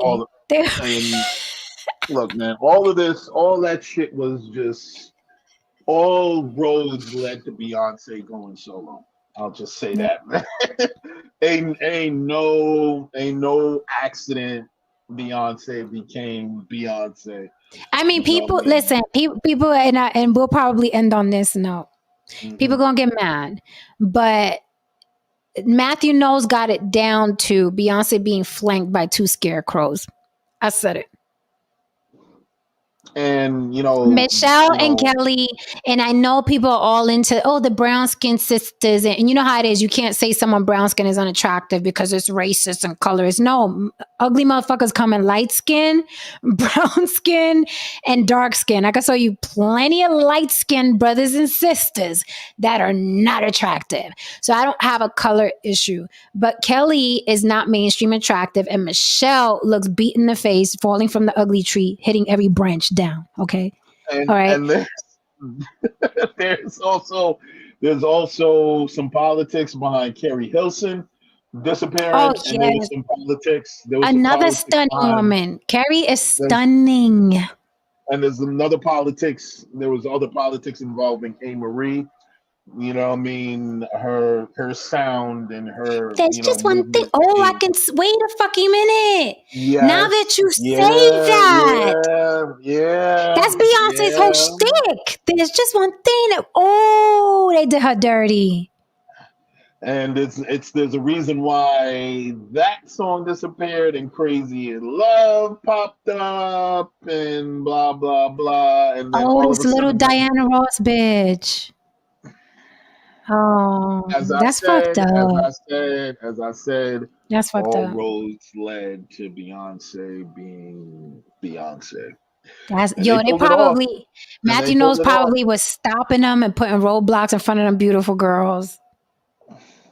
Look, listen, there was Because why the ugly ones made it? Well, I know. I'm not saying that Kelly Rowland is ugly, but the younger Kelly Rowland, before she got the titties, before she fixed her face and got more expensive wigs, and she was a funny looking little cricket. Okay, her and Michelle were not mainstream attractive. They didn't have bodies, and then you have this voluptuous blonde, light skin. So if you want to talk about colorism and racism, go ask Matthew Knowles. Don't tell me shit, because he's the one that set it up like that.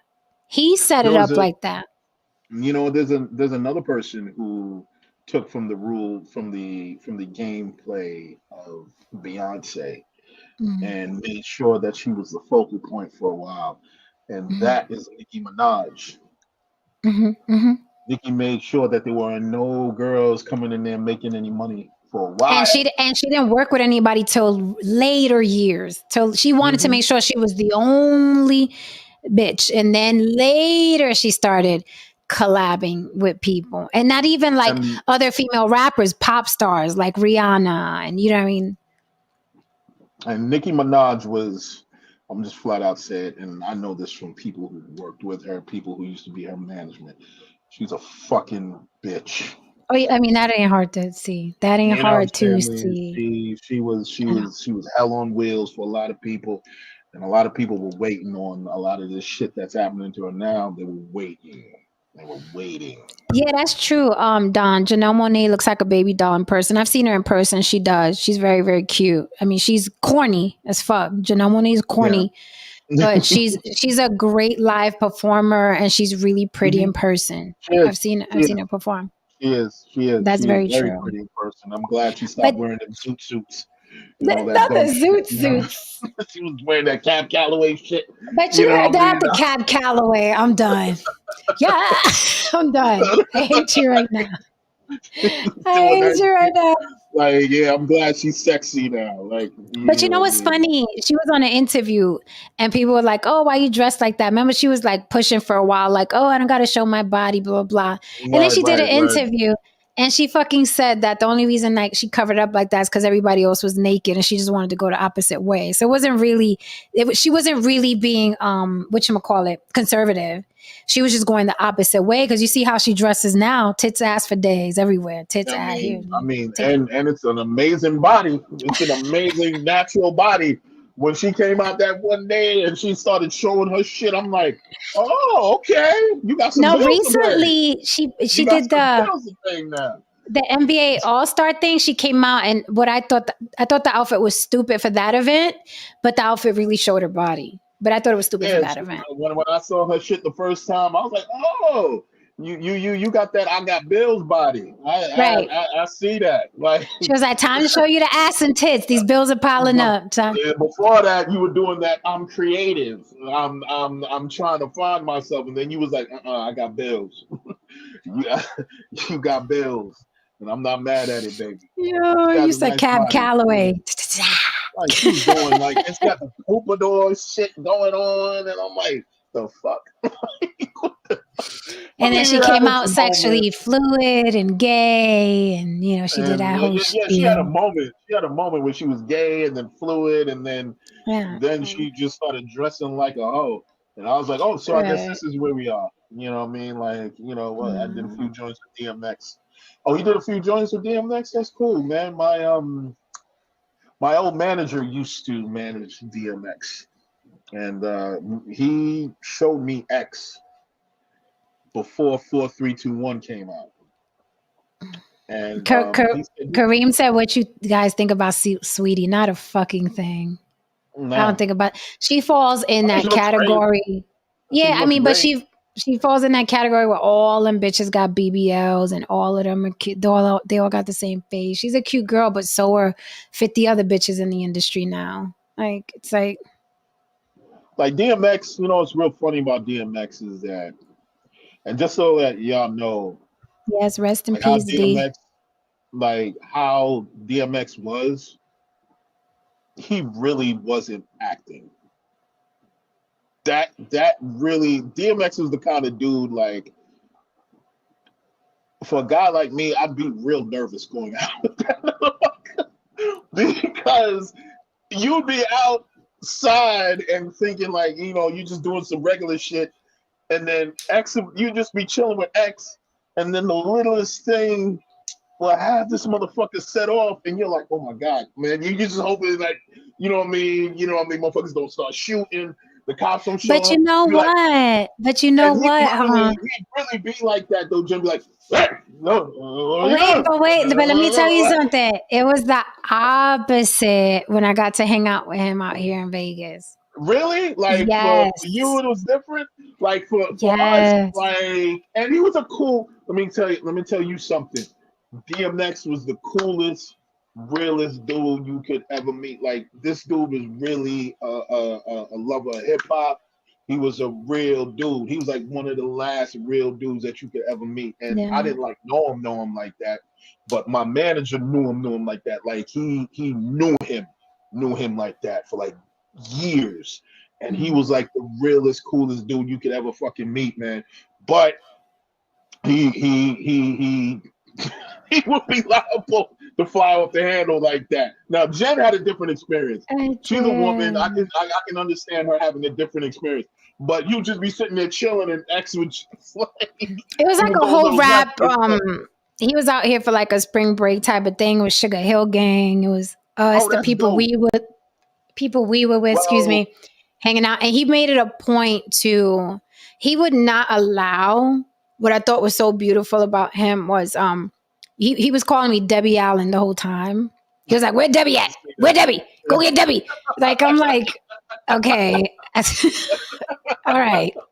All right. I forget Jen. Where Debbie? Where Debbie go? I'm like, okay. And what I loved about him hanging out with him was that he did not allow, now he's the celebrity in the group plus Sugar Hill Gang, whatever, but he's the biggest celebrity in the group, right? He made it a point to not let people that were catering to him leave us out. Like he was adamant. Like people were like, whether it was opening the velvet rope or bringing the bottles he was like, no, I'm good. Make sure Debbie good. Make sure they're good. I'm good. And he would be off to the side, like he wasn't even the reason all of that was happening, and everybody was kissing his ass. Like D really acted like it's about them. I don't give a fuck. I'm good. What the fuck? And he was like that. Talked very fast. He was like, I'm good. Give it to them. We good. Make sure they in. Like whether it was opening the door. No. I'm with them. He made it a point where most celebrities are like, I'm this celebrity and these people are with me, right? He was very much like, it's about them. I want them to have a good time. I'm good. I'm sitting over here smoking my cigarette. I don't give a fuck about this shit. Y'all do, right? You know, and before he passed away, I'm glad I got to see him on my birthday. I went to this club out Oh, here that's called dope. Hakkasan. Yeah. That's dope. And I'm so glad. Oh my God. It was the second time I saw him and he was performing and it was on my birthday, December 29th. And I was like, ah! We was watching him and then that whole I, thing I happened and we lost him. I will say this about X, man. It is important that you get a handle of your demons in life Mm. because he had some real shit. I'm not even gonna get into, the things Yeah, that he was dealing with. that's You a know what I whole other mean? five Like hours. he was, yeah, he had some real shit he was dealing with, not some old bullshit. He had some real shit he was dealing with, man. Mhm. But at his core, man, Yeah, I I mean, don't say this. I don't say this about a lot of dudes, a lot of people that I meet in the entertainment industry. But he was a good dude. Like he was a real good dude, man. And yo, and this most people that I've guy, met are pieces of shit. Most people that I've met are yeah, pieces of shit. No especially in intimidation, the man. especially Yeah, in this industry, especially the ones yeah, that act like they're not pieces of yeah, shit.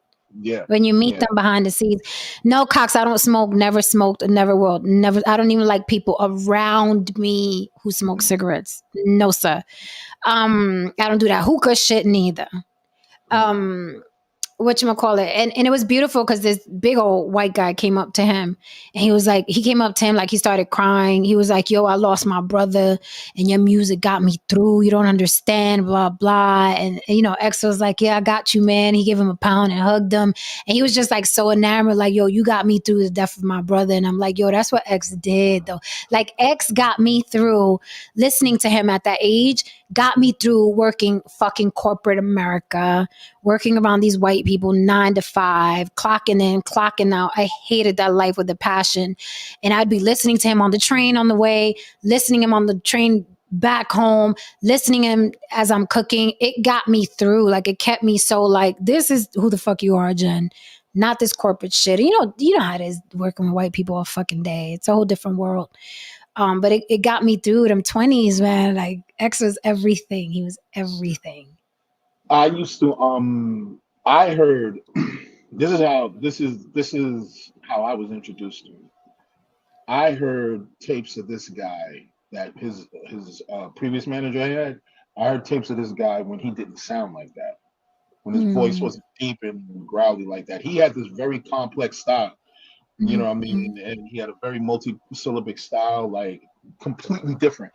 And, also a very intelligent guy, very intelligent guy, Mhm. But overall, I'm not shocked that Jen had those experiences with that guy because he was, like I said, man, very Mhm. few dudes that I can sit here and say that they were good dudes. And X is one of those dudes who was a good dude, man. Just a straight He was down to earth, a decent beautiful, guy. beautiful soul. Thank you, POP. Salute to Jen for inspiring the Crazy Legs Drink Champ interview. She had him on this show first. He's getting his flowers as he should. Absolutely. I told that man that humble shit you do makes my skin crawl. Makes my skin crawl legs. Can't do it. Not in Look, man, 2023. nah, man, you can't. I mean, I understand. Look, listen, actually, humility, if you look up the definition, I'm not talking about the street shit that they told you. Humility is really the act of thinking less of yourself. Mm. And if a lot of times people say, maybe stay humble and blah, blah, blah. A lot of times they're basically telling you dim your light. Now, you can be confident in what you do, but there's nothing wrong with telling everybody, like, no, I did these particular things. You know what I mean? I stand on my square. This is what I've done. And I believe that I should be shown grace in that. Now, if you want to be loud and arrogant, that's another thing. Mm. That's being, well, just fucking arrogant. No one's telling you to be arrogant, but you should be Mhm, confident mhm, and proud of the stuff that you've done. If you've done great work, you should be proud of that. There's stuff that I've done, for people in the industry and stuff that I've done, in the game and so on. I don't necessarily talk about, not because I'm being humble, because some of that shit I really don't want to talk about because I just don't want to bring up certain memories and certain things where, I've gotten songs stolen, I've had this happen, and altercations and shit like that. So I really don't want to get into the fucking stories. But yes, I've worked with a bunch of people, It was a great, experience, But one thing I can say about working in the music industry, it taught me a lot about people. Show business will teach you a lot about people, man. See, it's easy to say everybody loves each other, everybody will do anything for each other, blah, blah, blah, when there's not 100 grand on the table, Right. 100 million on the table. Yep. You know what I mean? Yep. You know how your family acts when grandmama died and there's a house on the line and all of a sudden the claws come out. Imagine if there's 20 million on the line. Imagine what that looks like. You know what I mean? Imagine if there's a gang of money on the line. I mean, and that's it. It's human nature in general. That's like people like blood in, blood out, and then the feds got you there, and you're about to do 25 years. You're not going to see your kids. Well, what happened was, let me explain, right? Exactly. You know what I mean? It's blood in, blood out. My ass. And it's funny thing that you should say that, Jen, because there was a dude who was about to go up, and he was going to have Fed time, and I was like, I gave some advice to his man. I was like, look, listen, if you're gonna get caught up in situations like that when it's Fed time involved, you better be the first dude getting the best deal. You better be the first one that talks, because the last one that talks gets the shitty deal or no deal at all. So you might be the one getting the 50 years, and you got to do all of them. You know what I'm saying? Right. So if you get caught up by the feds, man, like you said, don't do that blood in, blood out shit, man. No, because they don't play games. But back to the industry, I have a really good friend of mine who actually co-wrote some shit with me, and he was helping. I'm not gonna say his name because it's his story to tell. But he was telling me how he was helping a woman write this sitcom for like 5 years. She got a deal from like, I think it was NBC or something. They gave her 200 fucking grand. She didn't give him a fucking penny. She didn't give him a fucking and I was like, such and such, you lying. Not even a ticket to the show. 5,000, 2,000, nothing.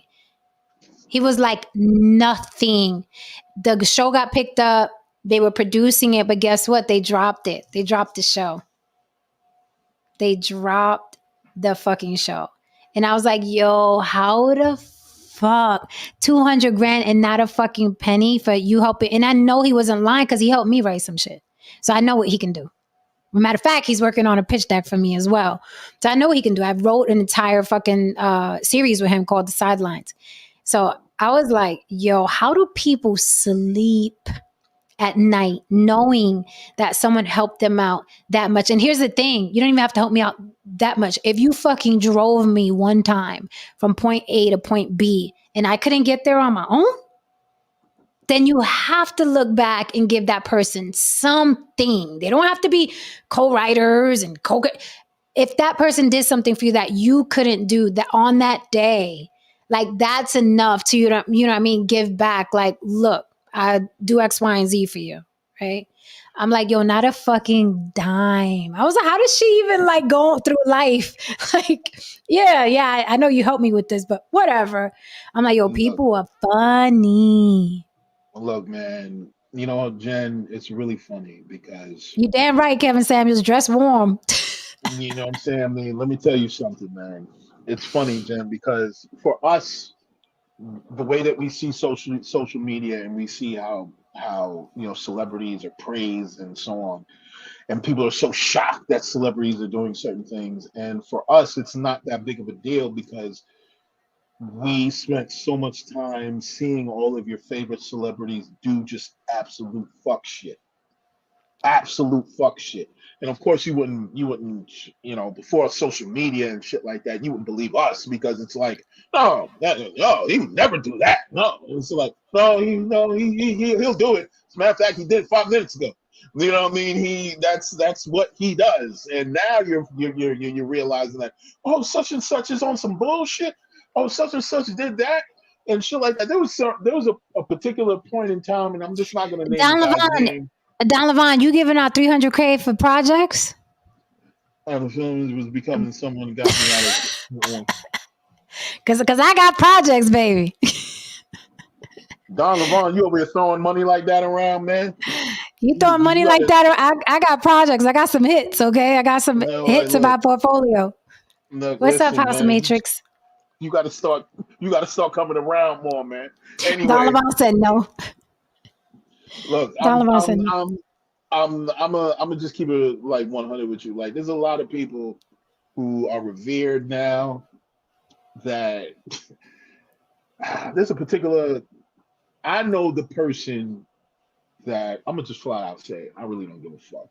All right, I don't really give a fuck. I know the person Oh, Donovan said that was 2008.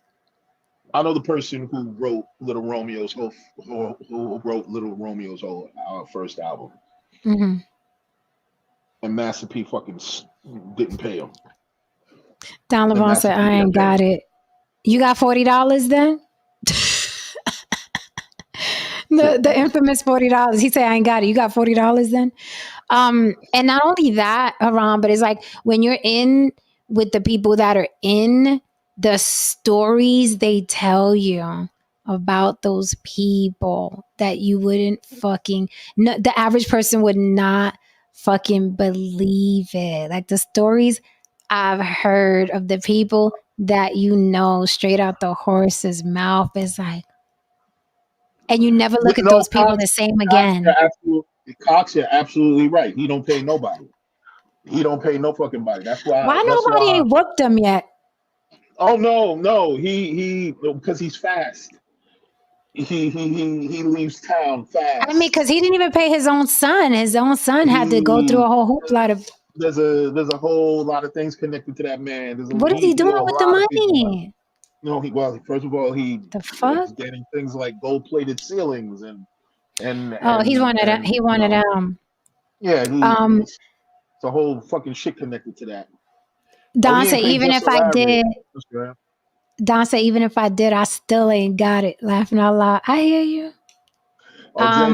Jen ain't gonna tell you a story. She gonna tell you to get the book. Jen right. Well, I could tell you a story about a celebrity. I'll tell you a fun one. Okay. I'll just because I got a lot. Like I spoke to this, you know what I mean? I was really close with this rapper who told me about how he wrote for another rapper, wrote all his shit. I'll tell you, but okay, remember that story I told you about the chick with the hot sauce? Okay, that was Curtis Blow's girlfriend at the time. Oh shit. There goes a celebrity story, okay? Maybe one day I'll reach out to Curtis and see if he'll come up. But I can make friends with the weirdest people. I was friends with Curtis Blow. We were like this, okay? He was the one that was teaching me how to drive. So he would pull up like almost every day and be like, yo, Jen, come outside. We would drive the highway, all of that. I didn't know how to drive back then. He was the one that was teaching me how to drive. At that time, I thought it was a junkie like beat up. I think it was like a Pathfinder or some shit. That's what it was. But come to find out, he had a girlfriend, some older fat bitch who worked for the airlines. I think Delta or something, right? And that was her beat up shit. That was her car or whatever. And then, I don't know, I guess she had found out that me and him were hanging out. And I'm like, she called me. I was like, bitch, I told her straight up. I said, if I was fucking Curtis, you'd never see him again. Oh. That's exactly what I told her. I said, if I was fucking Curtis, you'd never see him again. So watch how you talk to me. Right? She called me on the phone. Base all kinds of shit. There's true fucking story. And I promise you, I don't talk to Curtis anymore, but I promise you, I'll reach out to him, see if he'll come up, see if he'll pull up. But real talk. This is a real fucking story. So we kept hanging out. We were coming back from a show. I'm sitting in the backseat. That's another thing. If I'm fucking a guy, why am I in the backseat? Okay. Curtis was driving. One of his dancers or some motherfucker was in the front. I'm in the backseat. I'm fucking tired. We just coming back from the club. I'm on some homie shit, right? If I wasn't on some homie shit, I would have been in the fucking in the passenger side, not in the back. I'm real some homie shit. We in the back and shit. This bitch, he's driving. At that time, he was driving a little Mercedes Benz, which guess what? Was also her car. Okay? And I thought it was his car. And whether it wasn't none of my business. I'm not asking Curtis, yo, this your car? Right? We were buddies. We were homies. I'm not asking him, yo, is this your car? So he's driving. We're dropping off now, like his dancers or like his backup people. So we was on a block, and we dropped off one of his boys. So, you know, we kicking it in front of the building and shit. We like, yo, da, da, da. And then we see a car, that same Pathfinder that I was always pushing. This bitch stops in the middle of the street. It was a one-way street, and she blocks the street like this, sideways. She turns the car sideways. True story, Ron. So he can't leave the block. Right now, I'm still in the back. I'm like, I don't know what the fuck. Listen, I'm tired. It's like 2:00 in the morning after the club. I don't know what the fuck's going on. Okay, hang with me, y'all. Hang with me. I'm like, so somebody was like, "Yo, who's that dude that just blocked the, you know, the thing?" I'm thinking it's some dude or something. It's late. I'm like, ain't that the car I drive? This bitch jumps out the car, and I'm in the back. And she goes up to the driver's side, which Curtis is, he's behind the wheel. And she comes up on the driver's side and was like, oh, this what the fuck you doing? This what the fuck you doing? You driving my car, blah, blah, blah. So I'm in the back like, oh, this bitch, she had on a jogging suit. So I was like, oh, this bitch about to get froggy. I know the uniform. Okay, I know the uniform. So I was like, this bitch about to get froggy. She came out here with the braids and the jogging suit. So I was like, now I'm thinking, fuck, I have on 5-inch stilettos, okay, my little capri pants and my halter top, right? Because I'm at the club, right? And I'm like, fuck. And I'm already thinking, you know how we do. I'm already thinking what the fuck I got to do, how I got to do it. But I got on fucking stilettos. Should I take off my shoes? Because I'm watching the interaction, right? This mother, she was like, get out the fucking car. He starts rolling up the window and locking it, right? Big fat bitch too, older bitch. Oh, so I was like, you know what? This bitch ain't gonna get me sitting down. So I get out the car, I open the door to get out the car. This bitch comes around the door and throws I didn't know what the fuck it was. I heard that was some down south shit after the fact. I didn't know what she threw in my face, but it was burning. So here's what I thought, because I had never heard of that before. I fight fair. I'm going to try to kill you, but I fight fair. I like, you know what I mean? Physical, you know what I'm saying? I like that type of fighting, right? So when she threw that at me, the shit was sizzling. So I didn't know what the fuck it was. In my mind, and I remember when we spoke on the phone, she was like, oh, you think you pretty? She kept referencing the whole pretty thing on the phone. And I was like, bitch, I ain't fucking your man. If I was, he wouldn't be going back to you, right? And I meant that shit, right? So she threw that shit on me. It's sizzling. And my mind snapped. I thought she threw acid on my shit. And when I tell you, Haran, that I fucking snapped, because in my mind, I was like, this bitch just fucked up my face. I'm gonna kill this bitch now. I was like, that's it. Because my face is how I make money, ho. So it's not like you just injuring me for a little while. You just took my fucking money and my life from me. I didn't know. I didn't know what it was. When I tell you that I got out that fucking car, heels and all, and she had them long braids, and I wrapped that shit around my hand. Okay, I could barely open my eyes, and I was banging this fat bitch into the side of the car. There was blood everywhere, and it wasn't my fucking blood. Okay, there was blood on the car seat, blood on the. I snapped. I blacked out. Because I thought she fucked up my face. I blacked out. Curtis is like trying to pull us apart. One of the dancers, whoever, he's trying to pull us apart. It was pandemonium. It was fucking insanity. Okay, in the middle of the street, she ran because people called the cops. She ran in the car, broke out. Okay, when stumbling, broke out. And then Curtis, I was on the sidewalk, and I'm like, I can't check my face. I'm trying to like touch my face. People were like, call an ambulance, right? And then he comes up to me, and I punch him in the face because I was so Haran.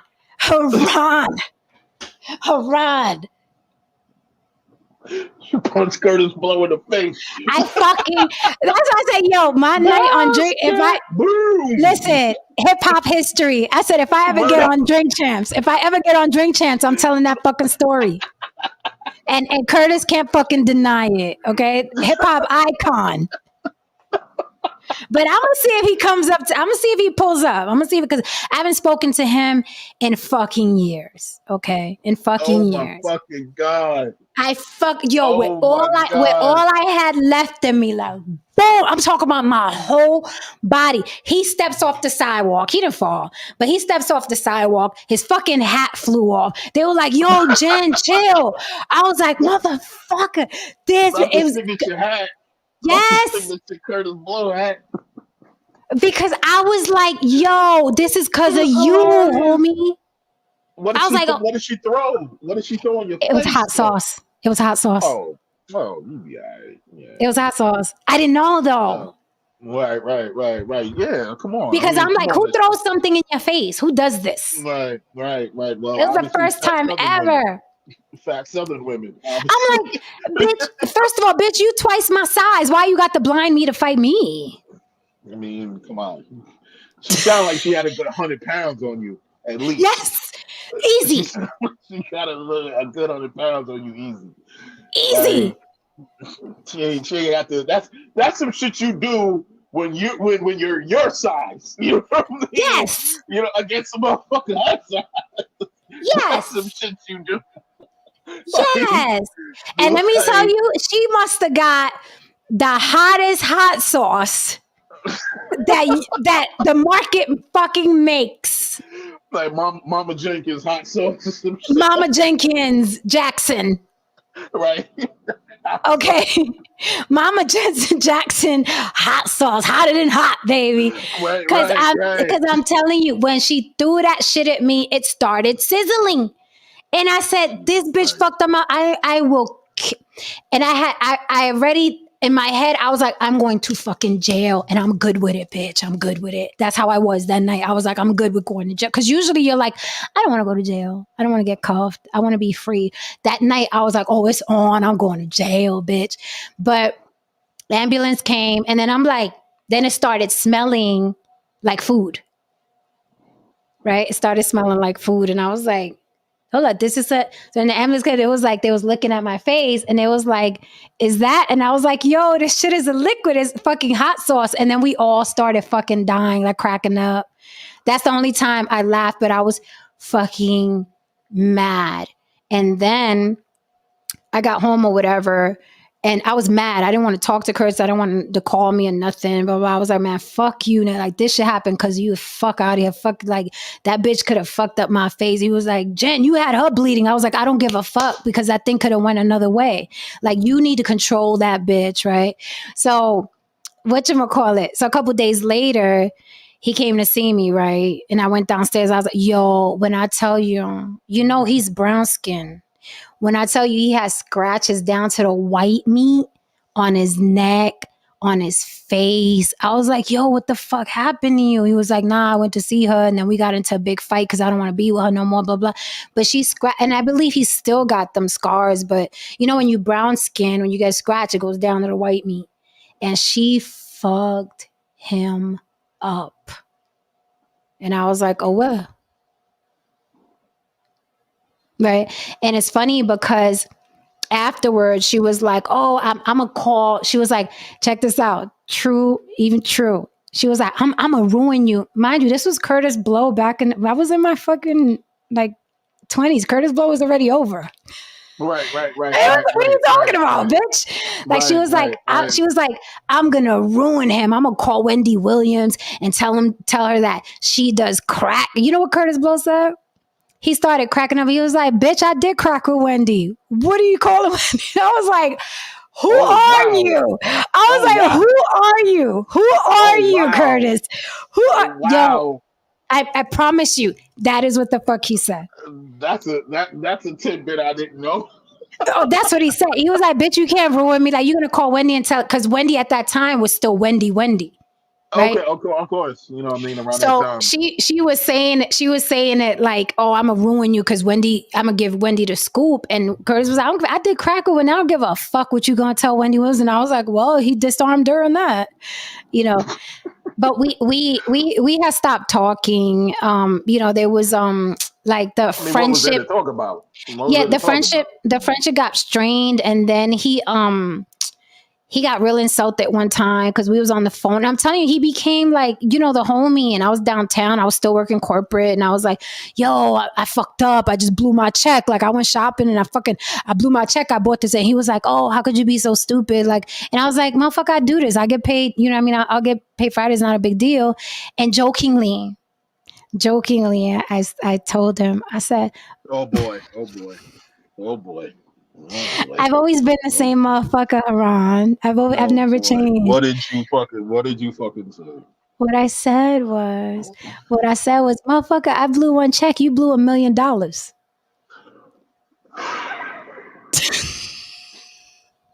I mean, it's the truth, but it's true. But God damn. Cause why he was getting on me about my little corporate check? I was like, motherfucker, I blew my check, but you blew $1 million fucking dollars. Who does that? And he didn't take it very well. I mean, you think? He didn't take it very well. Like, how was he supposed to take that? He didn't take it very well. But I'm gonna hit him up. I promise y'all. I'm gonna hit up Curtis. I've seen him. Don't mention the $1 million check. I won't mention $1 million. The last time I saw Curtis was the Get Down. Remember that show on Netflix? Okay, the producers invited me to the premiere.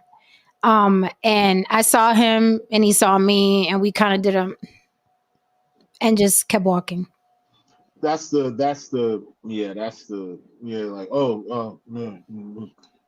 right. He gave you the bruh man. Yes. The bruh man. That's like, but I'm going to, I don't know if it's something that, and the only reason I'm telling this story, because I don't like telling people's story, right? If they confide in me with something, like, I'm like, it's their story to tell. But bitch, this happened to me. I was there. So I'm giving you the Chris Rock right now. Fuck you, you bitch. Y'all are bitches. You and that bitches. But I'll ask him if if he wants to pull up and talk about it, because I think he's still trying to keep that I'm a hip hop icon image, and he probably doesn't, but as far as I know, she was like supporting him. He was rock bottom. She was a big fat bitch who had an airline job. I don't know if it was Delta or American Airlines, but she had an airline job, so she was taking care of him. He was driving her cars to the shows and shit like that. So if he wants to, come and talk to the block about it. But I'm gonna tell my fucking story. That's my fucking story too. It's not like he confided in me, and you know what I mean. And this is the first, y'all are getting an exclusive. This is the first time I ever talk about it publicly. I mean, wow. I mean, well, I guess Curtis Blow. I guess he was being a homosexual. Yes. I guess he. Wow. So he pioneered hip hop and homosexuality. Yeah, definitely homosexual, because she looked like. I mean, we had jokes that she looked like Norbit. Like he told me, after that whole big fight. After that whole big fight, he said he went back to get his shit and she was wearing lingerie, and he was like, yo, Jen, she looked like Norbit. And when I pulled that picture up of like, was that Eddie Murphy? And no, was it Eddie Murphy or was it Martin in that bikini? You know what I'm talking about? I know what you're talking about Big Mama's House or some shit like that. One of them was like in a bikini and went down a water slide. I don't know if that was Norbit or... I don't know if that was Martin. But you know what picture I'm talking about. I know what you're talking about. So he was like, yo, I walked in and she had on lingerie. And I was like, that lady had on lingerie? That lady. So she was trying to seduce him back to whatever, Rasputa. Yes! Rasputa. Let me see. Let me look it up real quick. Oh God. But let me tell you something. I got a lot of stories like that from different people. God. Yes. Yes. Yes. Here it is right here. This is it. This is it right here. He was at us. She looked like.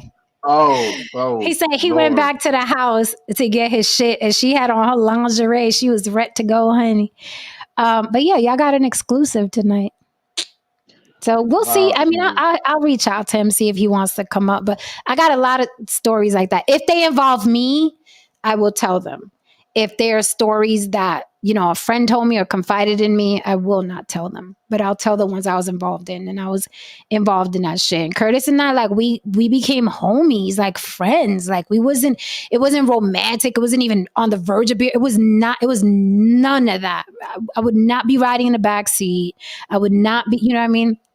But he made it sound like he had that situation under control. But afterwards, I had heard from one of his background people that she did that to every woman. That's what she would do whenever he had a female friend. And I was like, well, she learned with me, bitch. But they were telling me, yeah, she always does that. Like every time he has a female friend, that's why nobody fucks with him like that, because she always comes and, throws her weight around. So I was like, oh, well. Quick thing before we sign off. Yeah. Don Levon, that picture that you sent to me in my Instagram, it's called the MPC One.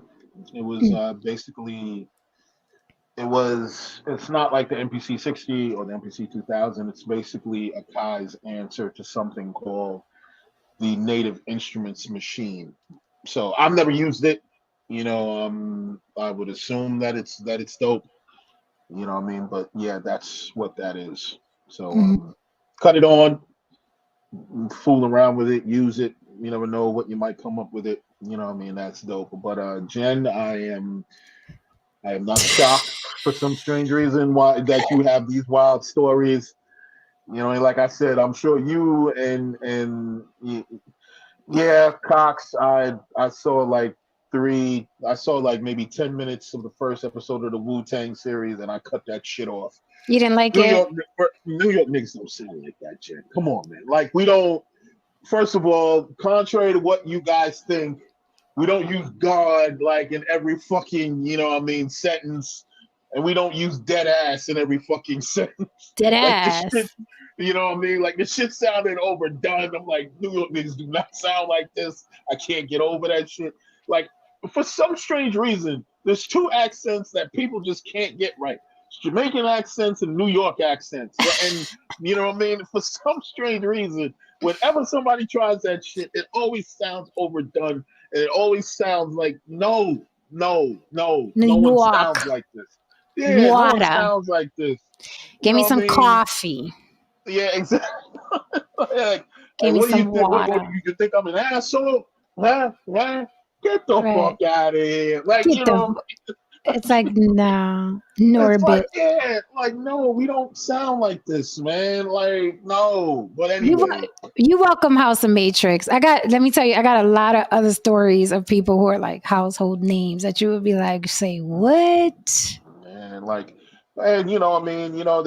there's deep, Jen, there was Wayne Taylor said, was that before or after the breaks? Decades after the breaks.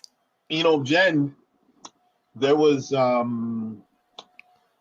in a classic music video. I'm not going to name the music video, but in a classic music video, and this woman was courted, and this woman was courted in a number of music videos, and a couple of dudes, and one dude actually dated her.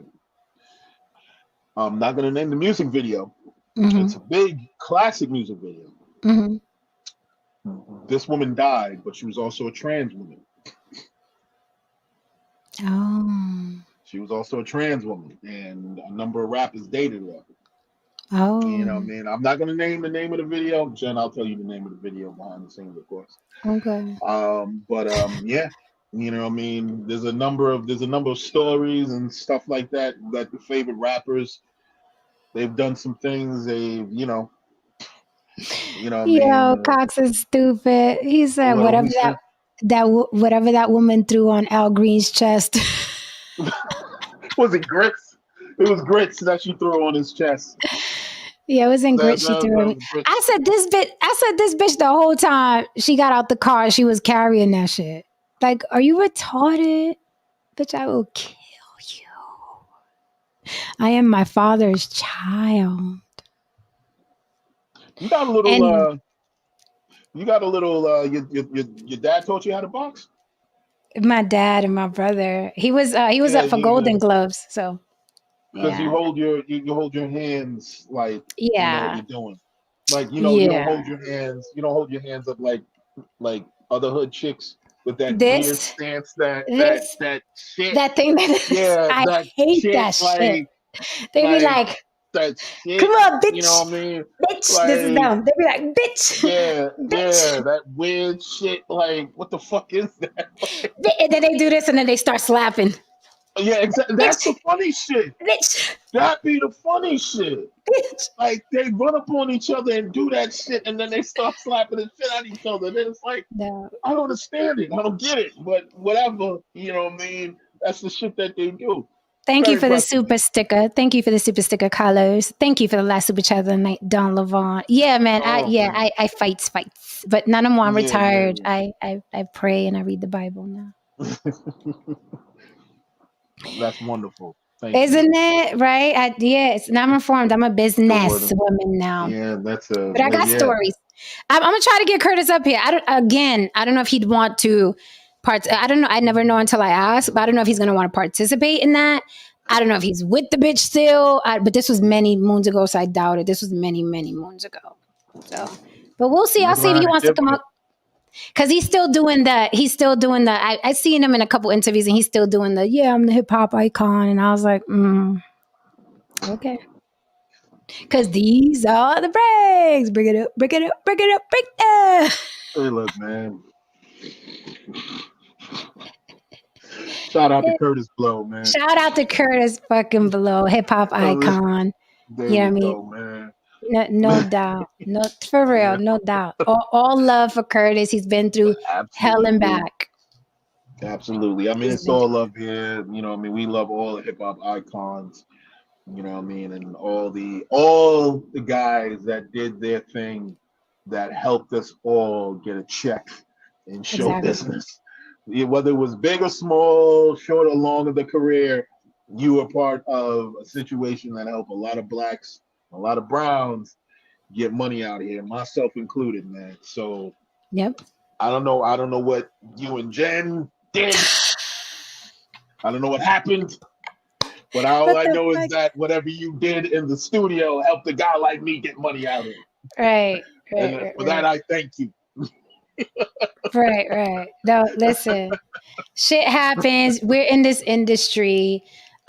This is the shit that happens behind the scenes that nobody usually knows about and you only hear rumors about, but there's never confirmation. So yo, Absolutely. Donovan's crazy. He's like, coming up on your show can help Curtis's career. Couldn't hurt. That's true. Can't hurt it. It can't hurt it. You ain't gonna get the $1 million back, but it can't hurt it. you Was can't that promise that you that. bad? Was that bad? I said that? I Yeah, that guess. was Yeah, because he especially was like, coming from a male perspective.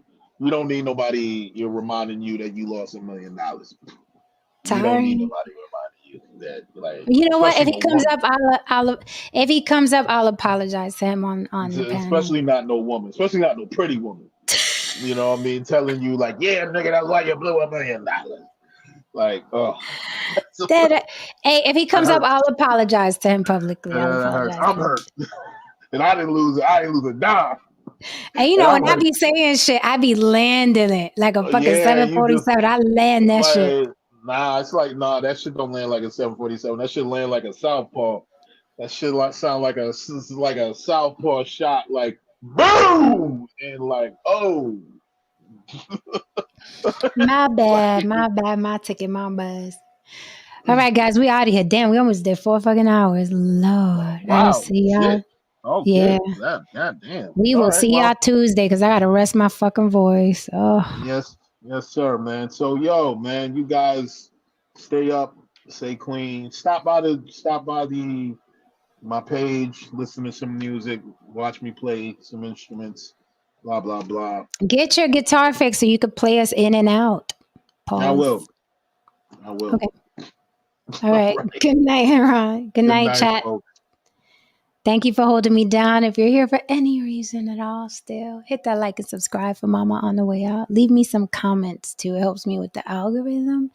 Thank you for the late night show. sexy Saturday on the block with Jen. And we will see you on Tuesday, I believe. I don't really like doing Sundays and Mondays unless something is popping.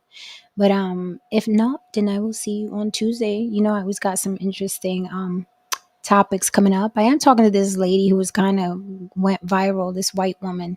I want to have her here on Tuesday. She went viral for talking about white people who adopt black children.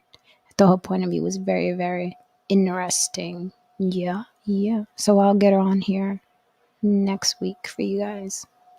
All right, I'm tired. I'm running on fumes right now. So hit that like for me and follow Dangerous DeMarco. He's been up here long enough for y'all to know how to spell the name. And if you really want to follow him, and I already logged off, just check one of my other streams, Haran DeMarco at Dangerous DeMarco on Instagram. Now, if he can come up here and play us in and out, then he get more attention for his music. Just saying. All right, guys. POP is also another producer who has some great music. I can also play that. It's just I've been so fucking scatterbrained. It's hard for me to sit down and pick music out. Although POP, I did hear 2 tracks that I liked on your thing. Forgot the names, but it was 2 of them. All right, guys. I'm tired. I'm fucking babbling now. Good night. See you next week. Go to bed.